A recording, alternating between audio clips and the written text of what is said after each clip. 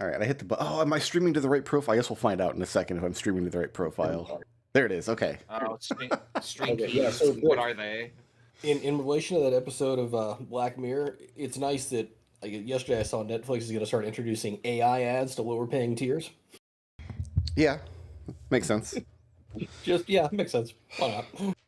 What will be advertised? Like just random shit? Things that don't Random- exist, which seems like Yeah. a super effective way of doing advertising. No, I think what they're going to do is they're going to use AI to make like the characters in the show try and sell you stuff. So like you'll be watching the Wednesday show, and then Wednesday will talk about how this awesome new product is going to change your life. Oh my god, that's gonna be so jarring. If Which that's is actually what exactly what the season opener of Black Mirror was satirizing.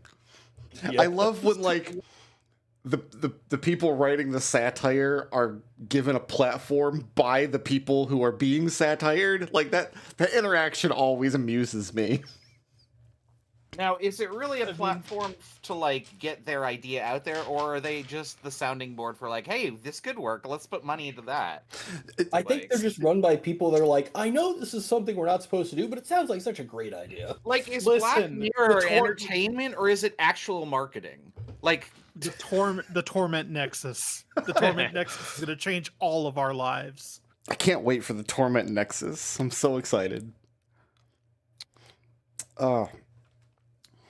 Every other episode of Black Mirror was nowhere near that desolate though. Like the season goes up from there. It just hits so real. God, there's so many shows that fall into that category that I just can't watch. See, there are individual episodes of Black Mirror that I could recommend to anybody. And then there are individual episodes of Black Mirror I'm like, you need to be in a place in your life where you're not at the bottom of the depression spiral. Yeah. Where you don't have all the BoJack black curtains closed. Fucking BoJack Like the Star Trek Horseman, episodes. like, wrecked me, and I only saw like part of one episode. BoJack, rose-colored BoJack had that glasses. effect on me too. And I was That's just like, oh my god. It's like, oh, this I'm just getting punched in the gut over and over and over again, and I'm binging this shit. Like, I'm pushing the button to pull up the next episode anyway. Yeah. I have one experience with BoJack, and it's like a scene where BoJack is talking to, I don't know who they're talking to, but they say, sometimes when you look back through rose-colored glasses, all the red flags just look like flags. Yeah. And I like had an emotional like epiphany / breakdown / like, oh my god, like it was just, the world was too much, and I just sort of sat there comatose for an hour. Yeah, that's I was at a BoJack. friend's house. I was at a friend's house. They're just like, Wes, are you okay? One of And I the was like, lead writers. I don't for want to Bo- watch oh, this. Sorry. Sorry. No. One of the lead writers for BoJack was worked on the high school newspaper with my boss. He's like, yeah, he's just like that. Yeah. Like, he's the most brilliant man I've ever known. He might also be the most depressed. So, God. the episode that killed me in BoJack, because it's around the same time that last season was airing, was the last season of The Good Place. It's a fantastic sitcom about people in the trying to fix the afterlife. And in The Good Place, That's exactly what you're gonna say. they imagine this door that, like, when you're done with the afterlife, you can walk through the door and you just like return to the universe or whatever it is. And we don't know what's on the other side of the door. It's just a way to give yourself back to the universe. It's like this poetic way to end your time in the afterlife. And BoJack, like within weeks, reimagined this door as this black pit of nothingness on the other side of it, and has characters falling into it, and it's just this existential, just horrific manner.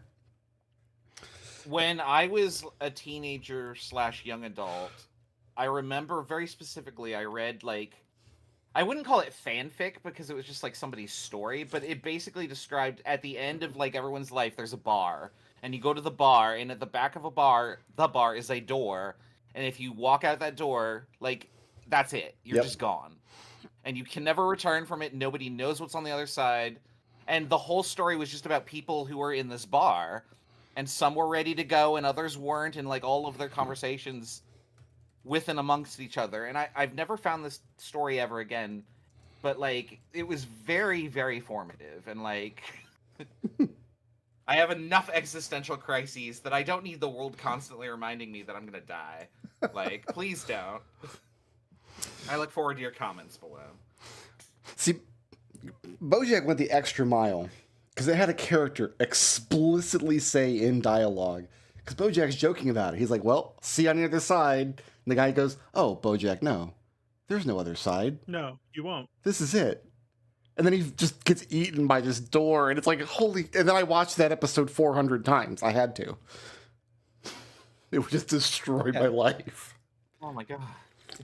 I remember FF14's Endwalker expansion put me in an existential nihilism, dread brain space that I'm only just now coming out of, to be honest. I don't know that it was nihilism exactly. Like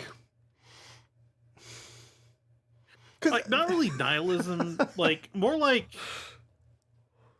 I wouldn't say more like it's like when you start talking about the heat death of the universe, that's when my brain starts going into that spiral. And nihilism, one of the things that it's like, if that kind of stuff doesn't affect you, that's nihilism. Like, if you see the existential crisis ahead of you, you're just like, whatever, roll with it, it doesn't matter. That's nihilism. I definitely was affected. I think Treble told me at the time I needed to go to therapy because that show gave me trauma. Yeah. Well, like every week for like 4 months, you were like, yeah, had a nightmare about the door again. I had so many. What would happen is, like, I would wake up like from a nightmare that I couldn't remember, and then I would immediately turn on that episode of BoJack again. So it's like a cycle. This weird, self-feeding cycle. Like, but I had to get through. I had to work through it, right? And the only way to work through it is to watch the cartoon. You're just gonna numb yourself eventually over time to everything. I don't know if that was healthy, but that is certainly a thing you did. Yeah, well, I mean, if I wanted healthy entertainment, I wouldn't watch Black Mirror either. That's not, yeah, you're not wrong.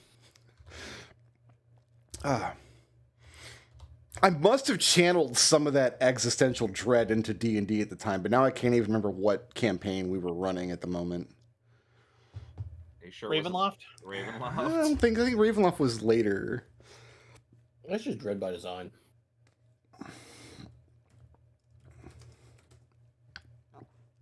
So this would have been very late 2019, it looks like. Would have been Flumph Inc. Possibly. I don't know. Which would have been you were pre-planning for Raven Flumph at the time. Oh, that's true. Maybe I channeled it into pre-planning. I don't know. Pre-planning. I haven't done any pre-planning for Flumph 8, whatever that is, but planning for this this is Flumph 7 is this campaign, which the numbering system's off because technically I guess we did Spelljammer, which was like... Well, the Spelljammer count. 5.5. I don't think Spelljammer was Flumph Guide. Flumph Guide. You gotta get it right. Yeah. I have enjoyed doing like the story planning for this campaign so much because I have so many... I think it's a combination of like having a large, colorful cast of characters to play with without like the necessary step of already knowing which characters are plot relevant, because I don't know. I feel like this campaign is you channeling all the hate and torment and depression and unrest and catastrophic apocalyptic feelings from all the teachers you know into this campaign. I don't think so. I think when That's just us, Chris. I'm channeling more of a Persona Breakfast Club. I'm trying to stay in that zip code. in the spirit of the game that I finished this morning, it's Flumph. The Spelljammer game was Flumph 358 Days Over 2. Oh God. Flumph Legend. Didn't they just cancel whatever the next Kingdom Hearts game was going to be? That wasn't Kingdom Hearts 4. Right. No, it was a mobile game. Oh, okay. Okay, so I saw some Kingdom Hearts fans upset about it, and I read the cancellation notice, and it said, like, we're canceling the next Kingdom Hearts game so we can work on Kingdom Hearts 4, and my brain broke immediately, because I'm like, isn't 4 after 3? Like, isn't that the next... Oh, goodness, don't be ridiculous. This is Kingdom Hearts. Yeah, There are like I 7 guess. billion numbers between. There are 14 plot relevant Kingdom Hearts games. No, That's no, definitely not the right number. Yeah. And, No, it's got to be there- way higher than that. You're not counting like some of the weird mobile releases that are unplayable now. It's in the 30s. Oy. and there are 3 current numbered games. Yes. So No, it's at least 20 something. Like there's a bunch of stuff that like came out on weird systems or like weird downloadable stuff or cell phones that is absolutely plot relevant and can't even be accessed anymore. How is Nokia N-Gage emulation these days? It's probably fine. One thing that's happening that's hilarious is that a lot of people are going back to rediscover like those ancient Elder Scrolls spin-off games. There's Redguard and there was another one. These games came out, I don't know, 2001 or 2002, and they completely sucked and nobody liked them. But because Elder Scrolls is like really relevant right now, a bunch of people are discovering those games for the first time. So you can find streamers like trying to play Redguard. I think Redguard was like 98 or 99, and then they had another like spinoff called like Legends that came out like 2016. Yeah, it was like some kind of mobile thing. I don't know. There are 6 Elder Scrolls games currently, and I don't acknowledge one of them. So every series gets a couple like main entries that you can just pretend they're not there. And there was an oh my god, there was an N-Gage Elder Scrolls game. Yep. There was. Oh no, I thought you were joking about No. like how it's I have a friend who back in the day, Elder Scrolls 2 and 3, Daggerfall was his like favorite game. And he bought an Xbox specifically to play Morrowind, and then he bought an N-Gage specifically to play whatever that was. And he declared it excellent. My buddy had a taco too. And I don't blame him, because really if not for that guy, I would never have played Morrowind, and then I would never have got into Elder Scrolls. And then I would never be in a weird situation where I'm trying to stream Oblivion at a time where everybody's playing an Oblivion remake. And that's my life. That's just my life.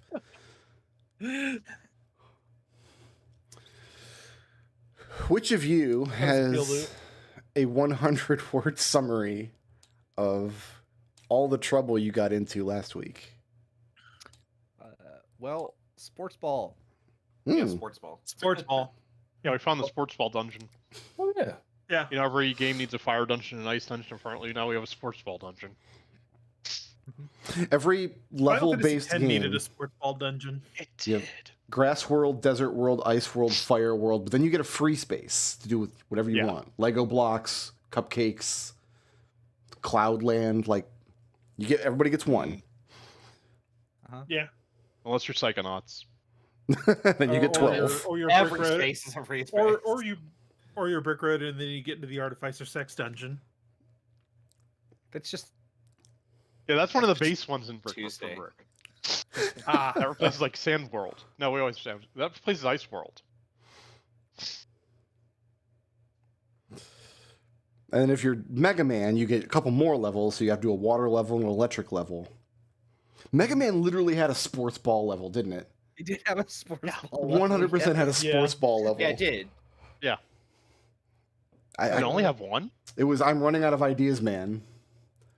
Did they only do Strike sports Man? ball once in Mega Man? Was it only Strike Man? Yeah, I think so. No, there was a baseball one. Oh, Strike that Man. is That's Strike Man. That was Strike Man. When I was thinking of Strike Man, I was thinking of like the soccer mini boss or whatever. And the level was kind of like sports ball confused, because it had like soccer elements and like goalposts. It And had every.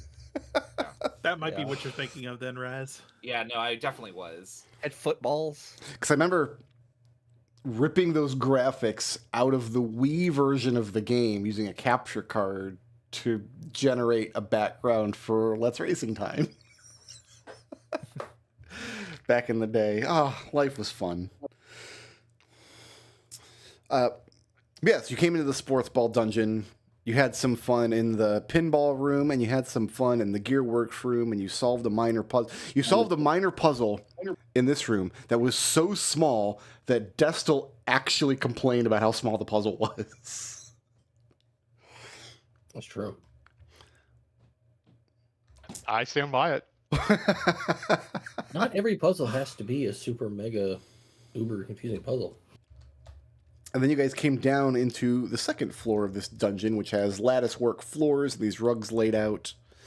And I need to make sure I've got my map on screen, because this is hard to read on just the tabletop map.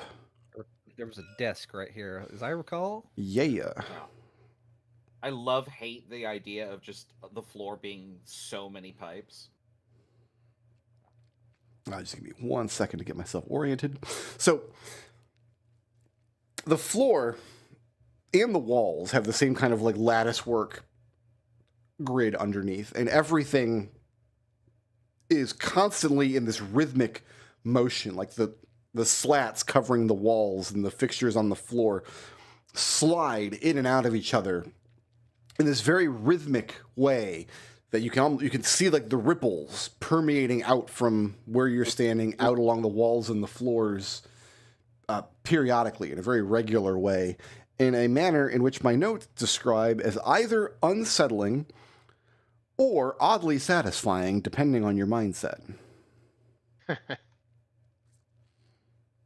We all know which is which.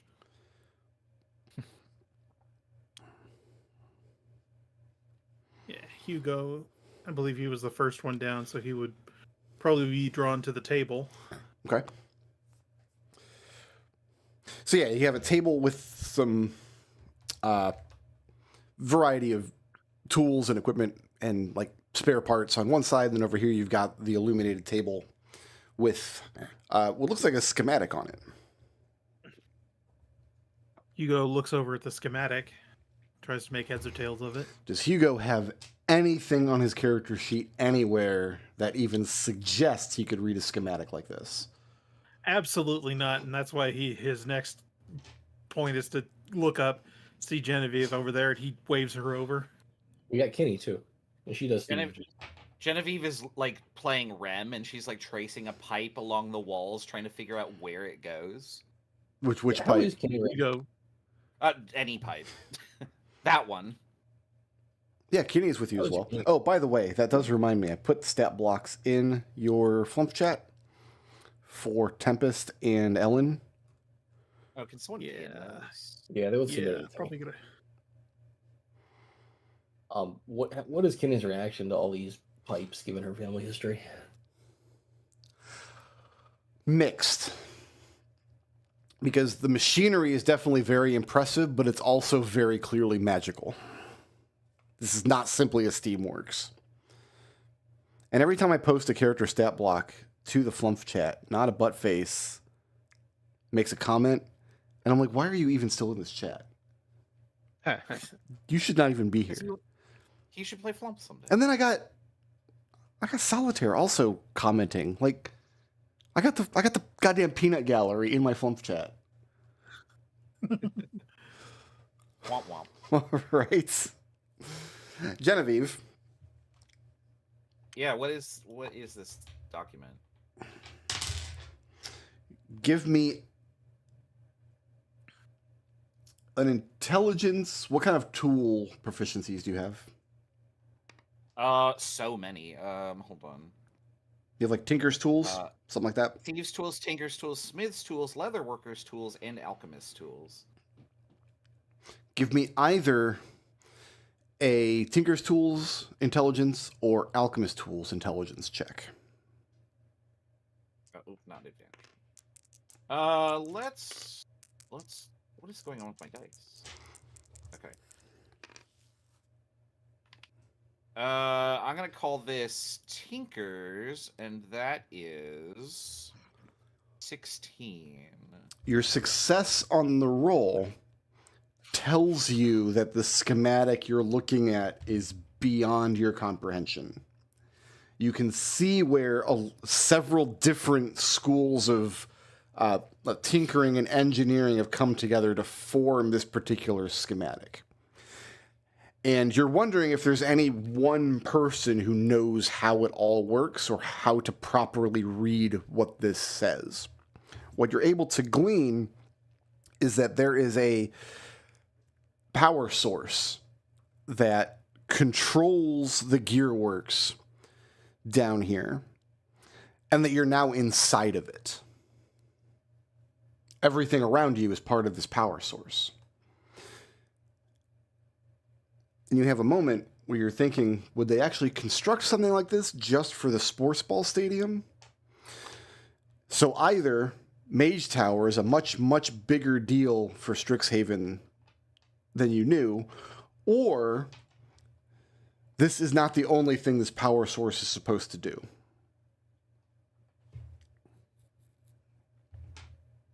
So she's going to look at the diagram and say, okay, I don't get it, because there's a lot of moving parts here. Right. But the one thing it seems like is, well, this clearly powers something, but, like, is it really just the field? What's going on here? To be fair, every artificer that we've met so far has not been concerned with the question of why or whether they should do a thing. But this isn't an ethics discussion. No, I mean like the only question they ask is, can I do the thing? And then they do it. I think how much of the thing can I do is also relevant. Yeah. What would Jeannie do in this situation, Eve? Jim, what would Jeannie do? To whom are you speaking? To Genevieve. Well, Genevieve would take the diagram and follow along. Yeah, she'd probably just like wander down the hall with the diagram and then, oops, fall between a pipe. So you're taking the paper schematic, you're rolling it up and taking it with you? I like the tone. Genevieve probably would think ahead on that. Okay. How much of this can she copy? Is 0%. To like get every 0%? This is the kind of thing where you, at a glance, you're like, oh, I'll copy that down. But then as you're copying it, you'll realize it becomes more and more detailed the more you look at it. He looks around and says, well, we know how to get back in here, right? I could borrow it for just a little while. In fact, let me describe the exact brain space. Because you play something like Blueprints, you see a diagram or something, you just, I'm going to notate that real quick. And 3 hours later, you look at your note and you're like, I got to go look at the original thing again. No, I don't. I use the screenshot tool. We don't have a screenshot tool. I'm aware. I try to connect to this guy and have like a shared moment of fellowship, and then he's just like fart noises.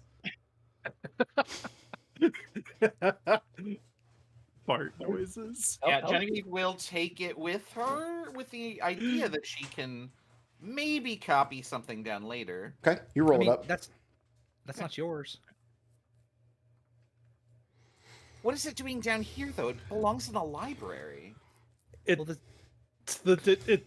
is where you said that this is the schematics for this stadium. It makes sense that it would be kept here, so that way whoever's working on it has the wherewithal to fix it. But it's not just the stadium, she says. Like, why? Why is something like this needed for just moving platforms up and down so that we can watch Leo jump around and capture a mascot? Doesn't that seem a little trivial? It changes the terrain, though. It doesn't a little more than just move platforms. It's the reason that Leo and Geppa struggle so much playing ball. But do you need 75,000 pipes to do that? And she points at the lattice work on the floor. I don't know. I'm not an artificer. Oh, I am, and I can tell you that you don't. You don't need even half this many. Are you a master artificer? No, and that's why I'm taking this document. And she puts it in her pouch and frowns at you. And her helmet goes clank. Is there anything on this table? The helmet has clanked. That's the end of the discussion. That's the end of the argument. The other table has a variety of just mundane tools, spare parts, gears, flywheels. Nothing of particular value. So what are the exits from this room? There's the one Hugo's standing in here. So let me get my map on screen. The one by Leo too. Looks like Léopold is also on a path out of the room, unless there's Léopold is some not. detail of the map He we're is at a wall. The wall is very fascinating. It's a pretty good wall. Everything in this room is fascinating. Yeah. Hugo, looking out the open doorway into the next room. I'm sorry, there's a curtain in the way. You have to pull the curtain aside to see the room beyond. And when you look at the room beyond, you see that there's less and less rug work laid on the floor. There are metal panels bolted down in places that do not move and shift under your feet. But even if you're standing on one of the metal panels, you'll feel the reverberations through your boots underneath.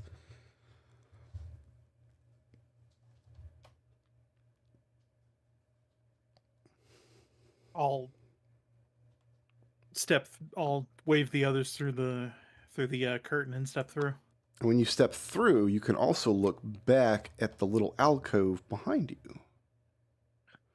And this particular alcove has, get this whole corner out of here.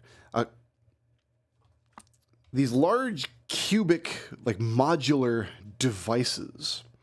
On each one is a crystal or glassware viewing port on the top. And you can also see where the path continues off to the north. Shaped like a pepper. A little bit, yeah. You really should put that back, Jen. I will bring it back eventually. I guess Alister's gonna investigate these boxes. Okay. You also said, as Jen walks away, Leo also kind of yells at her. You also said you would eventually turn off the tiger. No, we agreed that was funny. No, we didn't. Alister. Yeah. On the top of each of these kind of cubic, like maybe the size of like one of those little mini fridges, right?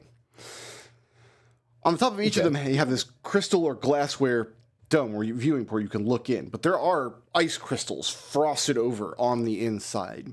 And on the edge of each of these little domes, you do see a metal latch that you could grab hold of and pull apart so you could open up the device. They're radiating any sort of magic. Everything in here is radiating magic. You stand in the heart of magic itself. Okay. Hashtag don't put your in there. You totally could, though. Wouldn't want to. Alister will call for Hugo to wait a second. Yeah. So these you can things have watch. something inside. Do we want to be curious? Do you want to put your hand in the bear trap? Geppa, as I you heard step bear to the trap. north, the path narrows a little bit. Yeah, Alister will step back and point Jen to the latch. They open. Just be careful.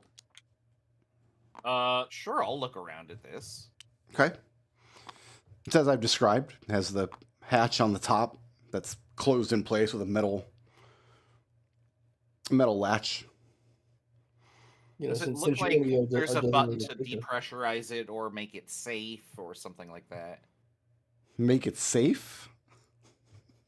Well, like, so if there was Unlikely. like a hazard, if there was like, I don't know, like a venting button for like if it was compressed magical gas or something, I wouldn't want to like just open it and then. You have to remember that D&D is not physics. I don't know a good analogy I'm trying to reach here. Jeez, Genevieve, step back. Step back, Genevieve. Is it trapped? Is it trapped? Not that you can see. Okay. That doesn't mean it's not dangerous. Genevieve, step back. Okay. Alister will mage hand and open the latch. Okay. Roll And then initiative. use them. Saw that coming. Ooh, I rolled dice.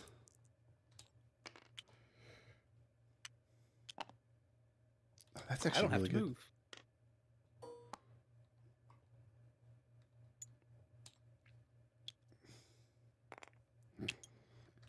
seem to have acquired Raz's dice for the day. Oh, I don't need this white one anymore. Yeah, you No. can keep those. They're yours. Like, No, they're not mine. Oh, I rolled a 19 for initiative nerd.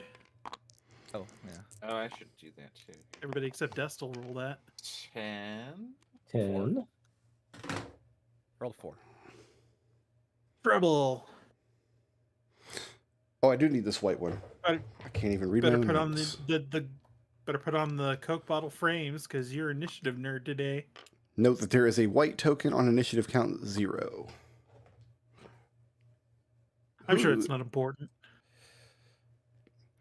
Blue is at the top of the order, Okay. and for some reason the picture-in-picture won't. Alister. Yeah. So you stand back. You mage hand one of these little nodules. And with some amount of force, you manage to wrench it open with the mage hand. And there is a hiss and a gout of super cold mist that escapes. And then it begins bubbling and frothing like a pot that's boiling over. And soon, whatever is inside of the nodule will be outside of the nodule. So who's the top of my order? Is Blue? It was Blue, followed by Hugo. Okay. You glad your face wasn't in there, Genevieve? I've already exfoliated today, she says, and gets ready to fire at whatever this is. A super cold, gel-like substance moving under its own power, as though it has a musculature that you cannot see, slithers up and out of the frothing material. And it begins to take the form of a large, what are those worms that move through like compression? With like they compress part of their body and drag it forward and then they lurch like that. Inchworm? Is that how an inchworm moves? Is that what I'm thinking of? I'm picturing something on the bottom of the ocean, I think. It's really gross. Maybe, yeah. Anyway, it's moving like that, and it is really gross. Genevieve, half of the creature slithers out onto the floor, seems utterly unperturbed that it's navigating the tops of these moving slats and pipes. The other half of the creature reaches back behind it as though with like a prehensile tail to grab the hatch of the nodule next to it. So it does not get its multi-attack because it's going to open the second nodule, which is going to release the second creature, which doesn't get to act this turn. So I only get one attack against Genevieve. Lame. Boo. I need Genevieve to make a dexterity saving throw. DC is 13. 20. The thing tries to latch around your legs and grapple you, but you manage to sidestep out of the way, and that does not happen to you. And that's it for the creature. The other creature doesn't get to act this turn as it's freshly released. Who's next? We can't see the other creature. There's one there. You can just take my word for it. Hugo, followed by, well, after Blue, it's Hugo, followed by Orange? Yeah, my picture-in-picture is just not working. Disgusting. Do you want me to do initiative instead? Mine's working. No, I can. It's fine. Okie dokie. Yeah, I'm gonna go ahead and step up and chop this thing a question. Chop this thing a question? Yeah. Okay. 19 to hit. 19 does hit. Ugh. Oh, it's the 3. The 3. 1s and 2s I can re-rolls, but 3s right out. That's 7 points of slashing damage. And as you bring your axe down on the creature, because it is made of a gel-like substance, I'm guessing it's resistance to your BPS damage. I was gonna say, what is it? What you gonna do some Final Fantasy 3 on me? Split it in two. I think you guys already fought. You fought like fungus creatures like that, didn't you? In the mushroom dungeon. I think so. Where you chopped them in half, and now there's two. That's like a black ooze thing. But no, you bring your axe down on it, and you've dealt damage, but it is resistant to slashing damage because it's made of liquid. Okay. All right. Well then.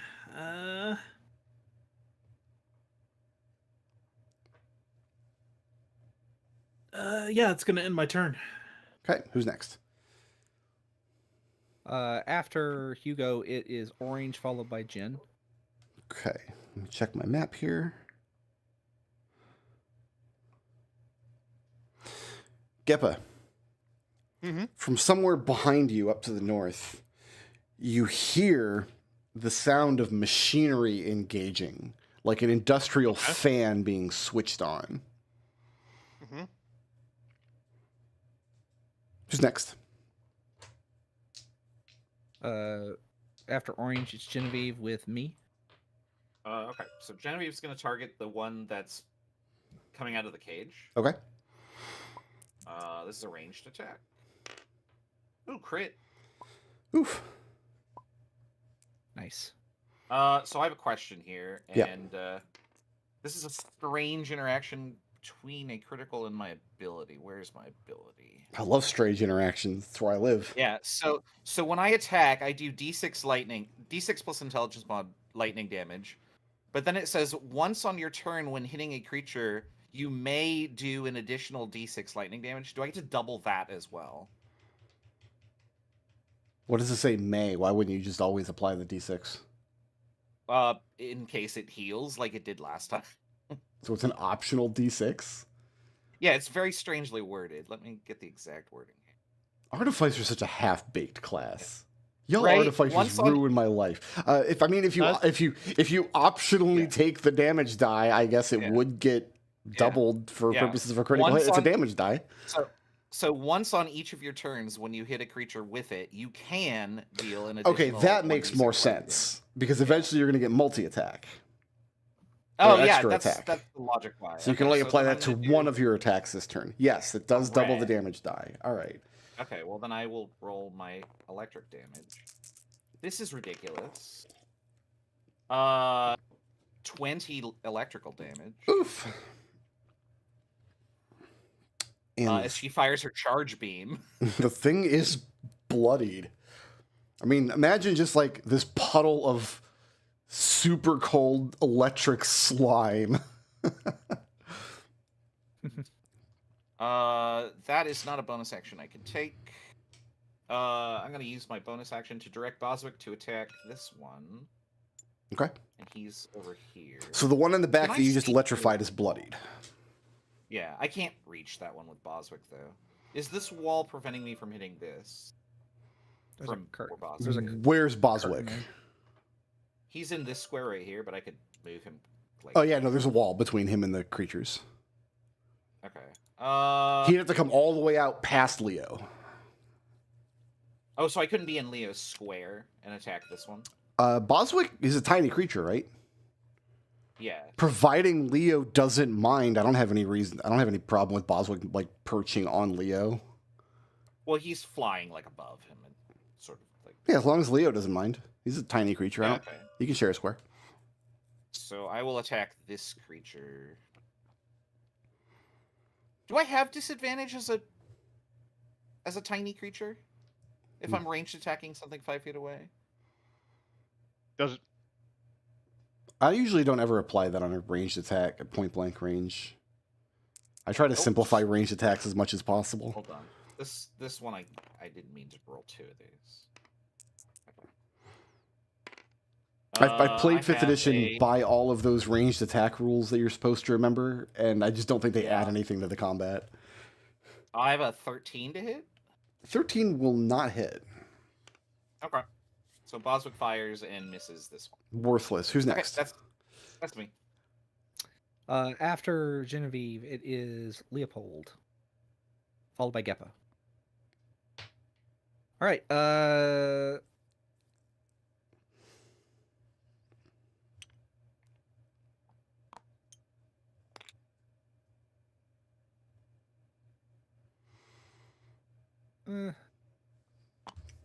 it's fine. I'm just gonna stay here and punch this guy with my with electric fists. We've demonstrated that works. Does a 12? Yeah, 12 hit. 12 does not hit. Okay. Bonus action martial arts is a natural 1. Okay, so that's the end of my turn. Excellent. Who's next? Geppa, followed by Kenny.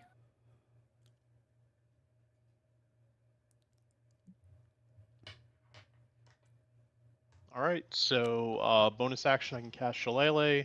5, 10, 15, 20 gets me here. Take a swing with my staff. That hits an armor. This is a green flame blade. That hits an armor class of 11. 11 does not hit. That's my turn. All right, who's next? Kenny. Very efficient. Kenny. You shoot it. Is Kenny telling somebody else to shoot it? She's the one with the gun. No, she's shooting it because she doesn't have spells, so she can't like hit it with magic. Is her weapon magical or just? Her weapon is magical. Does an 18 hit? 18 does hit. Yes. Which one is she shooting? The bloodied one. Okay. Wow. 5 points of magical piercing. Okay. And it is resistant to piercing damage.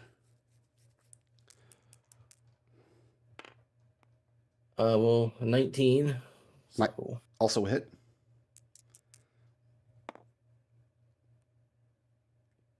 She's going to take 7 more points of magical piercing damage, to which it is resistant. To which it is resistant. And the creature remains bloodied. That's all she's got. She don't got anything else. All right. Okay. It's Alister's. It's Alister's followed by 0. Alister is just ashamed that the shade of blue on this creature is just so poor. If only it was a nice cerulean blue. And it's not. So it needs to make me a save. Which one? The one in the front or the one in the back? The one in the back is bloodied. The one in the front. And I'm making what kind of saving throw? The kind you fail. It's a DC 14 wisdom. I've got an 18. These things are wise. Damn. I'm as surprised as you are. Yeah. Moving or staying put? You know what? He thinks he's pretty good there. Okay. Riss, can you do me a favor and post Kenny's stat block, please? And who's next? It is the 0 mark. Okay. Everybody except for Léopold and Boswick. If you could please make me a dexterity saving throw, DC 13.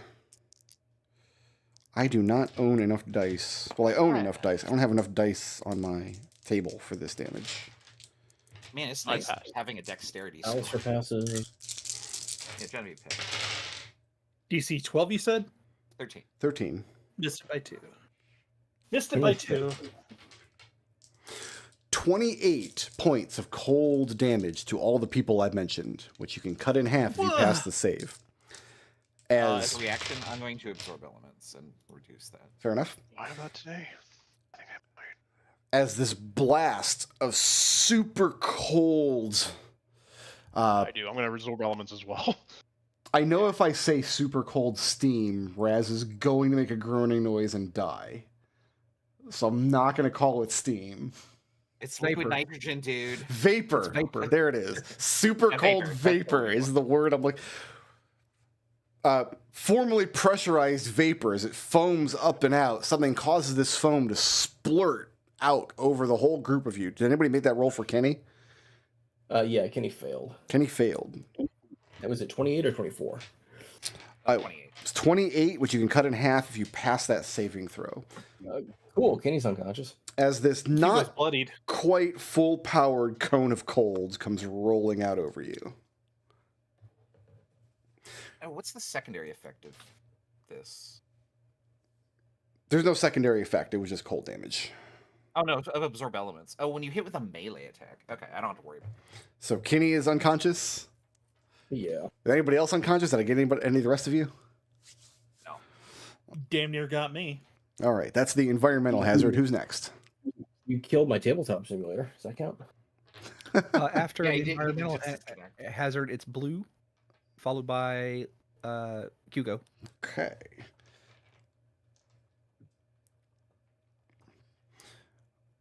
This one is going to leave Geppa's threat range. Okay. I'm going to take a swing on it.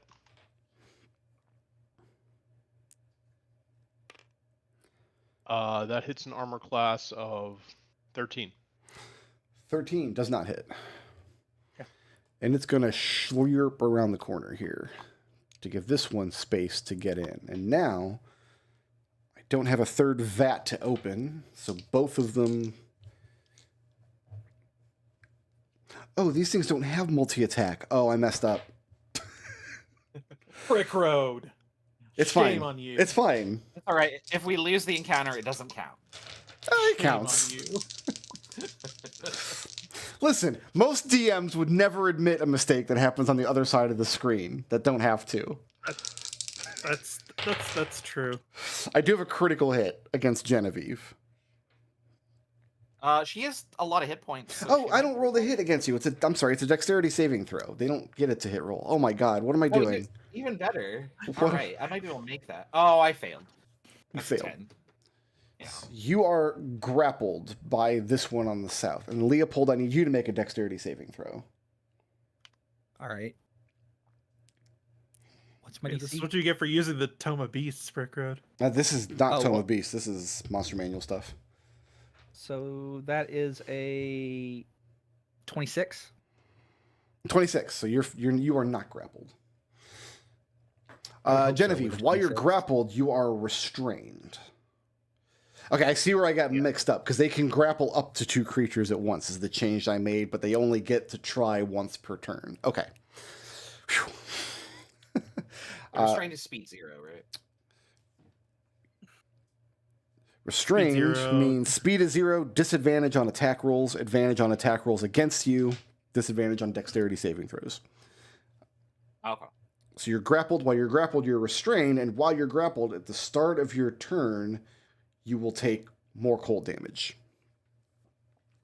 Because wherever this thing has grabbed you around your leg, it is seeping through your armor and your clothes, and is going to affect your bare skin. Very cold. It's real slimy, and it's real cold. Who's next? After the slimes, it's Hugo, followed by Orange. Okay. Going to take another swing at it with my axe. Okay. That's a 20-something to hit. 20-something will hit. 22. At all academic. For 7 plus 4 is 11 points of slashing damage. Okay. Speed is reduced by 10 till the start of my next turn. Speed on the creature. And speed on that creature. Okay. Yep. And then I need him. It's probably make genderless. I need it to make a strength saving throw. Okay. It's a 13 on the save.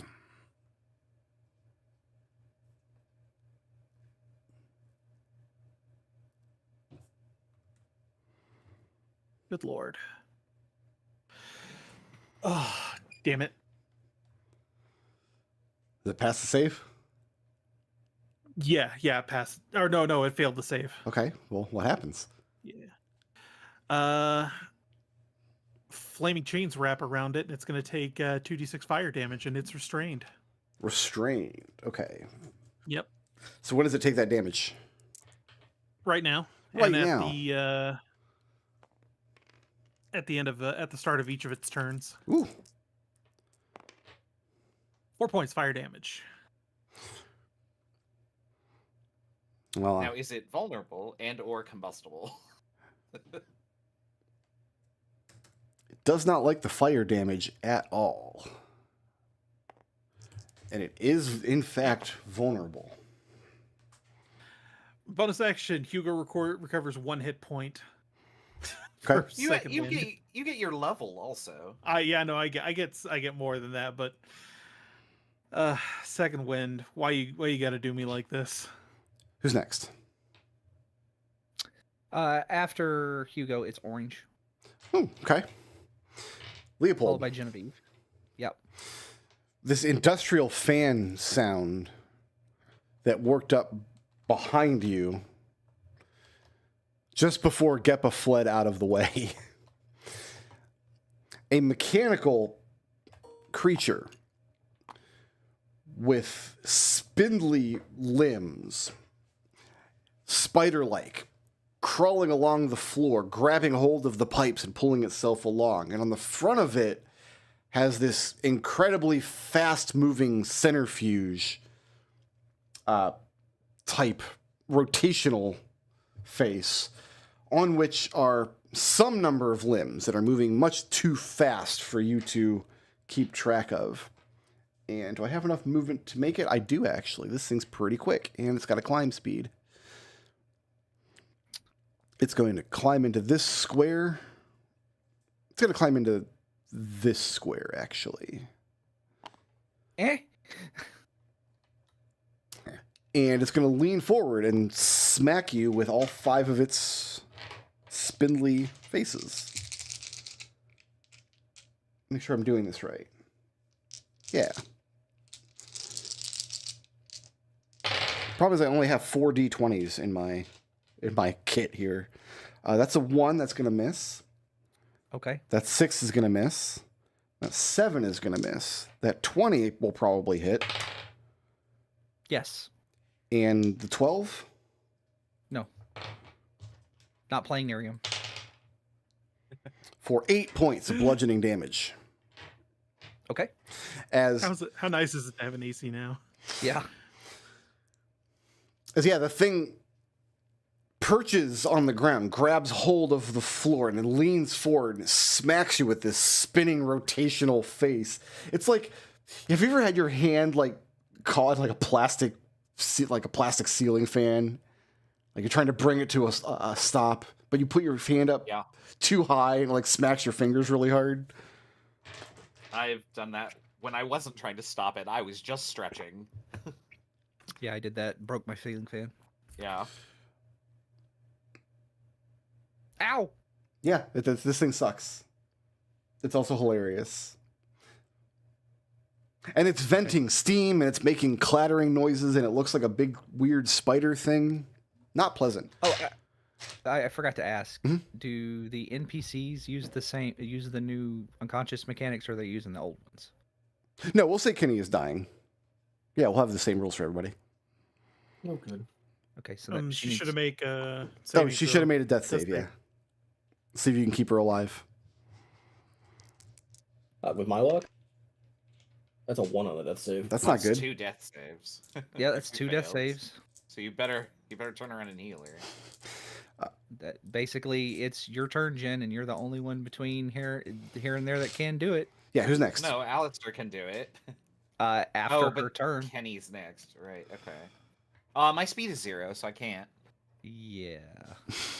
Yeah, you're grappled. Oh, you take some damage, don't you? Apparently.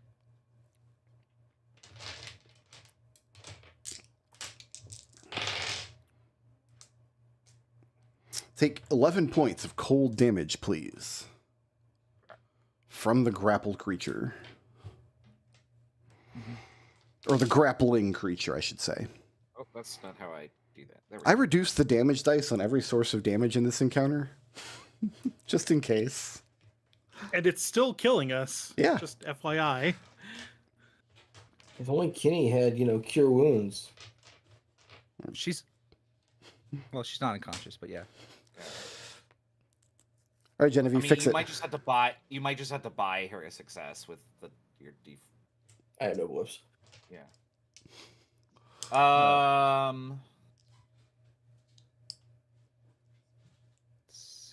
I think it makes the most sense for me to just try and shoot this. Okay. Okay, it's bloodied, right? Yes, that one is bloodied. Well, we'll give it a shot. I have a... What do I have? I have a 12 to hit. 12 does not hit. Yeah, okay. A Boswick will fire at this. Okay. He doesn't have disadvantage. Oh, god damn it. I have an 8 to hit. 8 will not hit. Yeah. Okay. Sorry, I tried. Next. Who's All right, next? it's me, followed by Geppa. And Léopold is not grappled, correct? Léopold is not grappled. Léopold is going to key point to disengage. Sure. Yeah, you can leave Boswick there. I really should have given this other guy Sentinel. Then I'm going to step right here. Yep. I'm going to reach onto Alister's his belt, grab the one healing potion we have, and I'm going to give it to Kenny. Okay. Give me a...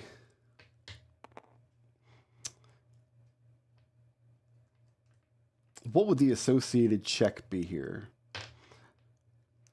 Sell me on the idea that Leo knows that, like, exactly how Alister's pack is laid out, and exactly where this potion is going to be. Because Alister would have told Leo where the potion is. Alister It's not a called it secret. out. Yeah, it's not a secret. Everyone knows Alister has All one right, healing you're going to potion. use your one healing potion on the NPC. Yeah. Okay. She's got 2 death saves, and we don't want to make, Yeah, the we don't want to railroad. We don't want to make the railroad magnet family our enemies. Yeah. Yeah. It's kind of hard to shop for cards like, sorry, we killed your daughter in a dungeon. Yeah. It's 8 hit points. So you're going to get 8 hit points back? Yes. Okay. And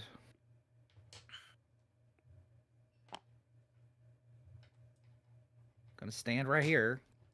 Sure. This is my action, my bonus action. Okay. I mean, if you stand next is there, Geppa. several creatures can get to Kenny without provoking opportunity attacks.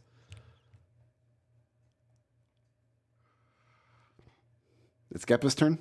Yeah, you might want to be here, I guess. Why? I don't get it, but okay.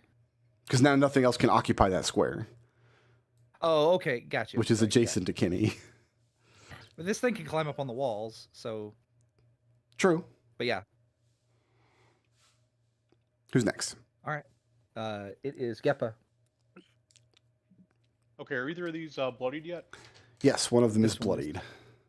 Which The one one? next to you. The one right next to you.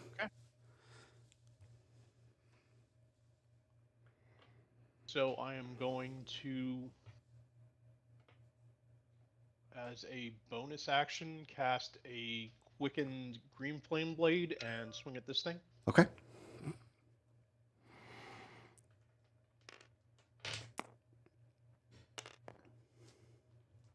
Nope. Nothing? And I mean, I rolled a 1. Yep. And then, as my action for the turn, let me mark up my source reports. Are I'm we- going to? Are we absolutely certain that Tabletop Simulator didn't push an update which makes all the dice roll ones? It may No. have. We Like, can never be certain. Can never be certain. This pretty feels bad right now. As my action for the turn, I am going to cast Bull-Eyed Bullets with a second level spell slot, effectively as a third level spell. So that'll be 5. Let's put 3 here. Let's put 4 here and 1 here. Okay.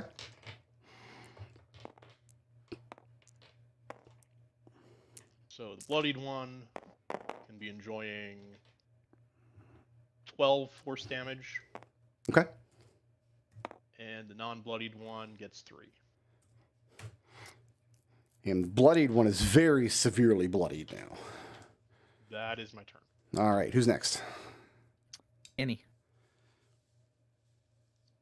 Yeah, Kenny's gonna be like, what the fuck was that? I'm gonna tell her to back up as far as she can into the corner. Actually, you know what? I'm going to... She can use her action, but she's going to use her movement to back up as far into the corner as she can get. Yeah, that's fine. And then she's gonna shoot the clockwork one, I guess. Shoot the clockwork guy? Yeah, because they're both aren't affected by the other ones. All right. They have an armor class. Or the clockwork guy has an armor class. That's 25. Yeah, that'll hit.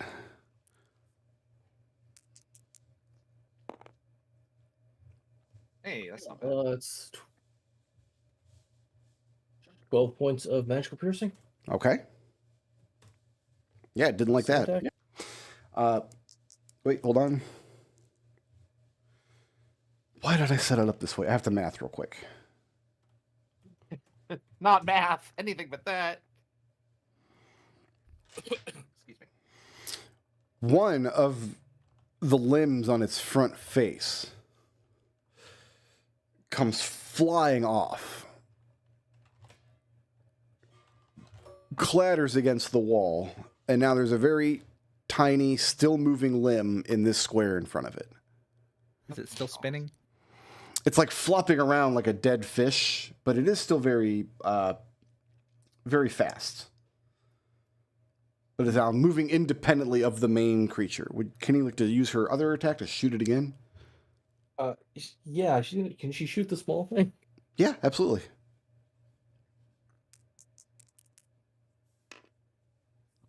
It's a 13.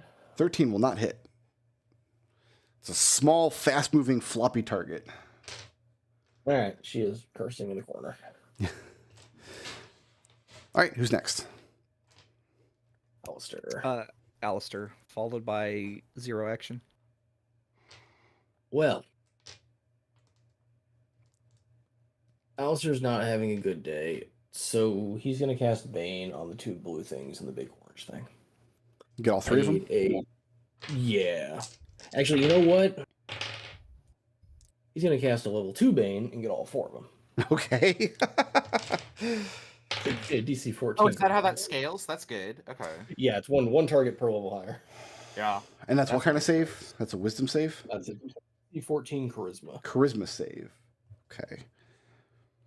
Hopefully these are not... I have 2 passes, and their charisma save is comparable enough that I will just let you decide which 2 creatures pass. The really, really injured blue one and the little tiny arm. Okay. So you're baned and restrained. And Alistair, moving or staying put? He's going to use a bonus action and give Leo a bardic inspiration dice so we can do some additional damage. Very good. Who's next? And then he's 0 action. There isn't one. I decided not to cone of cold you guys twice.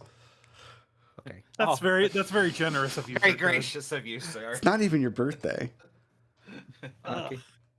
Blue. Okay. At the start of Blue's turn, this very bloodied one is going to be taking some fire damage. Well, I have the other one listed as the fire chains. Was it the bloodied one that was chained? Yeah, it was the bloodied one. Go ahead and apply that damage. It's probably dead before it gets a chance to act then. 6 points fire damage. Yeah, that one is dead, which means Genevieve is no longer grappled by it. Yay. I can get rid of that. Academic, but it would have been able to remake the save at the end of its turn. This one's going to slither into this space. It's going to slither into this space. I'm not rolling. I need a dex. a dex saving throw from Hugo, please. You got it, buddy. It doesn't. DC is 13. Hugo's restrained. Hugo, you are restrained. At the start of your turn, you will take some additional cold damage.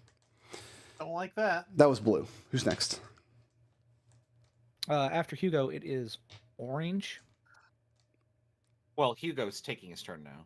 Oh, yeah. It's Hugo, then orange. Hugo. Yeah, I mean, I'm not dead just because I got restrained. Please be taking Gosh, is that how you 3 points of cold damage. Well. Not too far off from dead, but...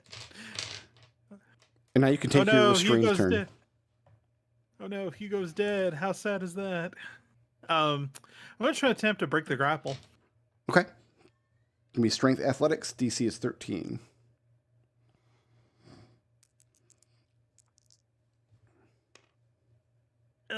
Beat you. All right. So By yeah, 2. you break the grapple. You can move away if you like.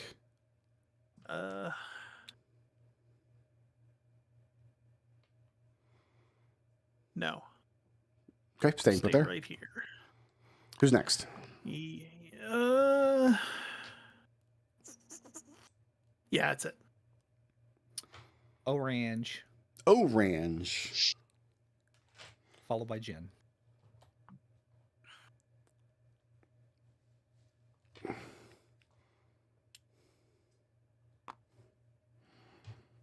Tiny creature space. Very, very tiny. This is where we keep our tiny creatures. I have Brickroad's secretly rooting against this guy because Hey. he's the O'Rangers. 20 to hit Boswick. He's flying in the air. Can Yes, he this thing is. Hit him? Sure can. Yeah. Okay, well, 20 will hit. Only 3 points of damage to Boswick. Oh, that's good because he doesn't have that many. Because the thing sprouts tiny little spider limbs, which it uses more like a grasshopper than a spider to leap up into the air to try to attack Boswick. Meanwhile, this one only has 4 parts of its face left. Let's give 2 to Hugo and 2 to Leo.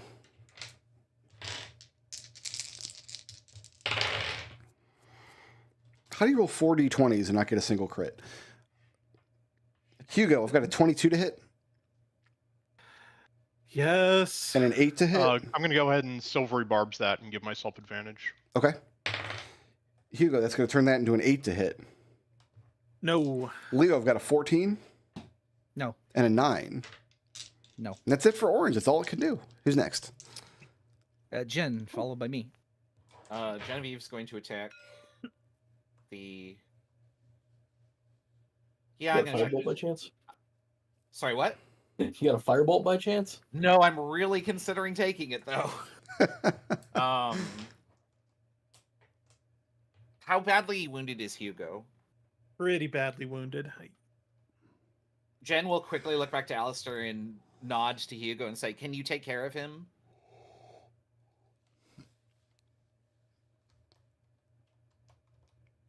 I don't know. It's not my turn yet. You can answer Okay, Jen's well- question on her turn. Yeah. Alister shrugs and looks at Kenny. But Kenny can't do. He doesn't have any healing. All right. Well, then Genevieve. I'm gonna.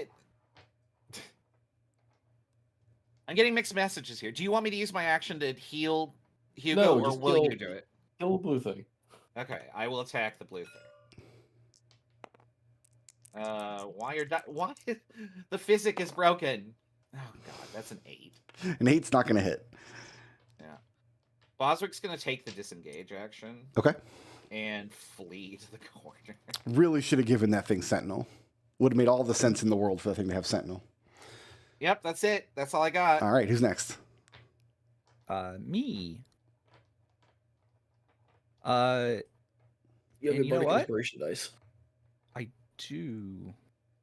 And on attack, if the target and each creature of your choice within 5 feet must succeed on a con saving throw or take thunder damage equal to the number rolled on inspiration dice. Yes. So you can AoE thunder if you want to. Yes. And I will on my bonus action. I'm going to use my action, and I'm going to breathe electricity onto these guys. Okay. So I need a dexterity saving throw, please. From both of them. As I breathe a cone of electricity out. Your DC is 13. I have an 8 and an 18. I'll let you pick which is which, because they both have the same dex save. Okay, big guy failed, little guy passed. The big guy's also got baned. Yep. So that is a total of 8 damage, it looks like. Or maybe 7. I don't know. It's either 7 or... We'll go with 7, because there's 2 sets of 4s here, and I don't know which one I rolled. These are the ones you rolled. So okay, 7 points of damage. All right. So the little one passed. Yes, so he takes half a 7. He would take half, but I gave it evasion. So it takes nothing. Alrighty then. And the bonus action key point flurry of blows. Okay. So attack number 1. Yeah, your bardic inspiration dice. Yes, it is a crit. Whew. Oh, if you throw the bardic inspiration die on that, that's double the damage. Yeah. Yeah. So it takes 7 plus 5, so 12 thunder lightning damage. You're attacking the big guy? The big guy, yes. So 12 And how does the bardic... Yeah, 12 points of lightning damage. How does the thunder damage work? Read that to me. The target and each creature of your choice that you can see within 5 feet of it must succeed on a con saving throw or take thunder damage equal to the number rolled in the bardic inspiration dice. Okay. Is it use your save? DC, well, it says DC 14, so yeah, I think it uses my save. Okay. So I'm applying a Constitution saving throw to the little floppy spider creature? To both of them. Both of them. To both? Yes, both. Oh, wait, which did you attack? I attacked the big one. Okay, then yeah. It's going to be a 15 and a 16 on the saves. 15 and a 16. So they both take... I don't think I double this. I think this is just a D6. So they take half of 6, so 3 more points. Okay, that's a con save, not a dex save, right? It is a con save. So yes. evasion does not avail you with a con save, only a dex save. However, you've dealt enough damage. I don't know why I deleted that thing. I'm just going to make more. But 2 more of its floppy bits come flying off. Ew. So now the big guy only has 2 floppy bits left, and 2 of the floppy bits on the floor are sprouting little spider legs. Okay, that was my action, my bonus action, and that's it. Also, the big guy is bloodied at this point. Geppa, it's your turn. Followed by Kenny. Do these little floppy bits occupy the space, or can I move into it because they're small? They're tiny. You can move into that space if you want. If you try to move away from that space, I'm going to give them attack of opportunity on you. Yeah. I'm going to move to here. Sure. And I'm going to hit this one with a green flame blade. Okay. Advantage from silvery barbs. So that'll hit an armor class of 18. 18 will hit. Excellent. Let's say shillelagh green flame blade, so I need my 8. Dealing 13 magical bludgeoning, and then this takes 5 magical fire. Okay, let's. So you were attacking one of the little guys. It only has 1 hit point, so it's gone. And then you're having the fire hit. And the fire leaps from the creature to the blue thing next to me and deals an additional, what did I say, 5 magical fire damage? So it's vulnerable to fire damage. That thing is now severely bloodied. Got him on the ropes. That is my turn. Who's next? After Geppa, it is Kenny. Kenny's gonna shoot the big one. Okay. Big orange or big blue? Big orange. All right.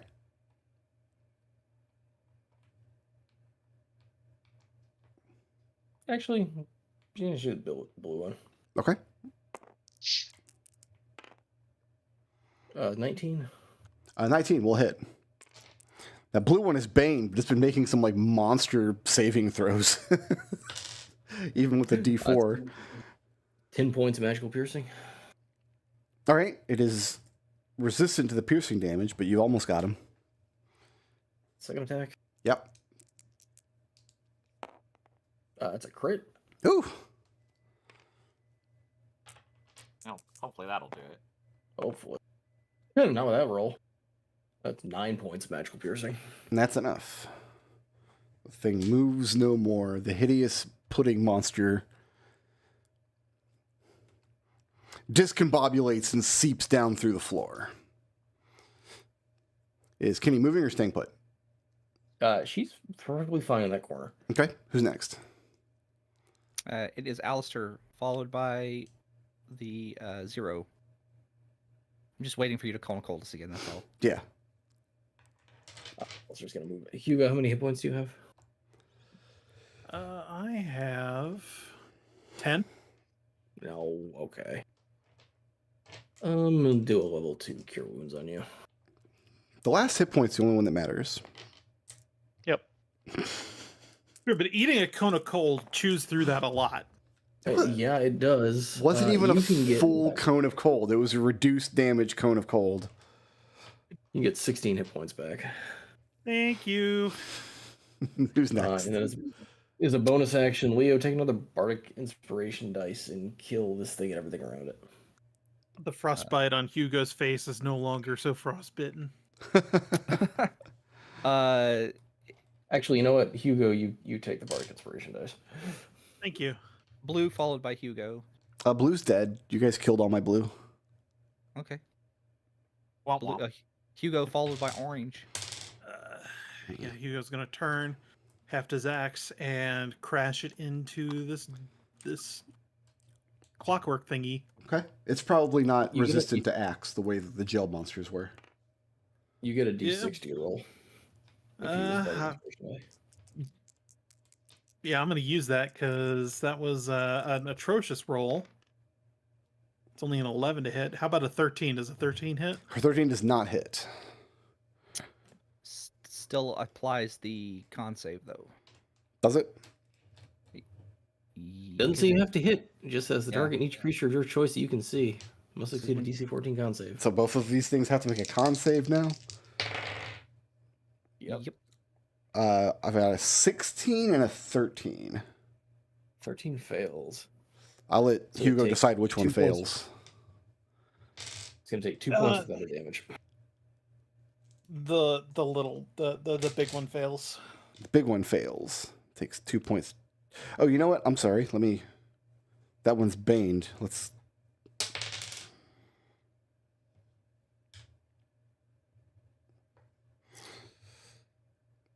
What did I say? That was a 16 and a 13?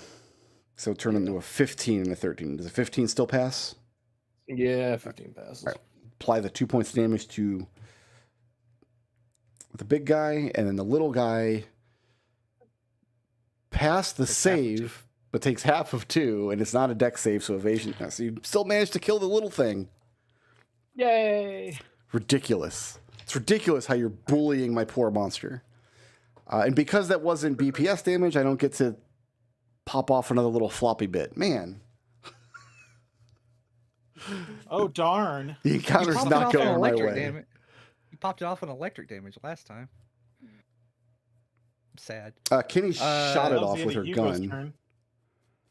Oh. Let's see. Well, I knocked 2 off. Let's see. After Orange is Orange, next. it's Jen. Well, no, orange goes now. I said it's Orange and then Jen. All right. Let's get both of these to Geppa. Geppa, Geppa didn't do nothing to nobody. I've got a 7 to hit, That is not an AC that I care about. and I have a critical hit. I also don't care about the AC in that case, actually. I silvery barbs that. Silvery barbs. Yeah. That's going to turn it into a 12 to hit. Also an AC I don't care about. Okay. Then yeah, the thing tries to slap you, but it's starting to wind down now. It's only got 2 of its limbs left on the front face. Jen, do you have an actual attack that rolls an attack roll? Yeah. Okay, All my then you- attacks. Then you get the advantage. Yay. Genevieve, can you be the guy? She would love to be the guy. I have 25 to hit. That was hit. Okay. 11 electrical damage. Way more than you needed. Way more. Well, always over deliver, right? Thing had 2 hit points left. No, I'm happy. Yeah. Hooray. And it breaks down. There's always a melancholy moment when the machine just kind of breaks down and slumps to the floor, broken. Oh, you just put it back together better. I need to step away for 2 minutes. I'll be right back. And we will continue exploring this weird shaped dungeon. I would rather not put this thing back together if it's all the same to you. And Hugo is rubbing his face, trying to get the feeling back into it. I think in this particular case, I might agree with you. What was that? Why? Probably 5 arms on its face. I don't know, but it must have something to do with the mechanisms down here. Genevieve pulls out her journal, and she writes at the top of like a blank page towards the end, "Things not to try," and underlines it, and then writes "centrifuge arms on face," and then puts a big X and a frowny face next to it. She says, "Got it. We've learned what we needed to."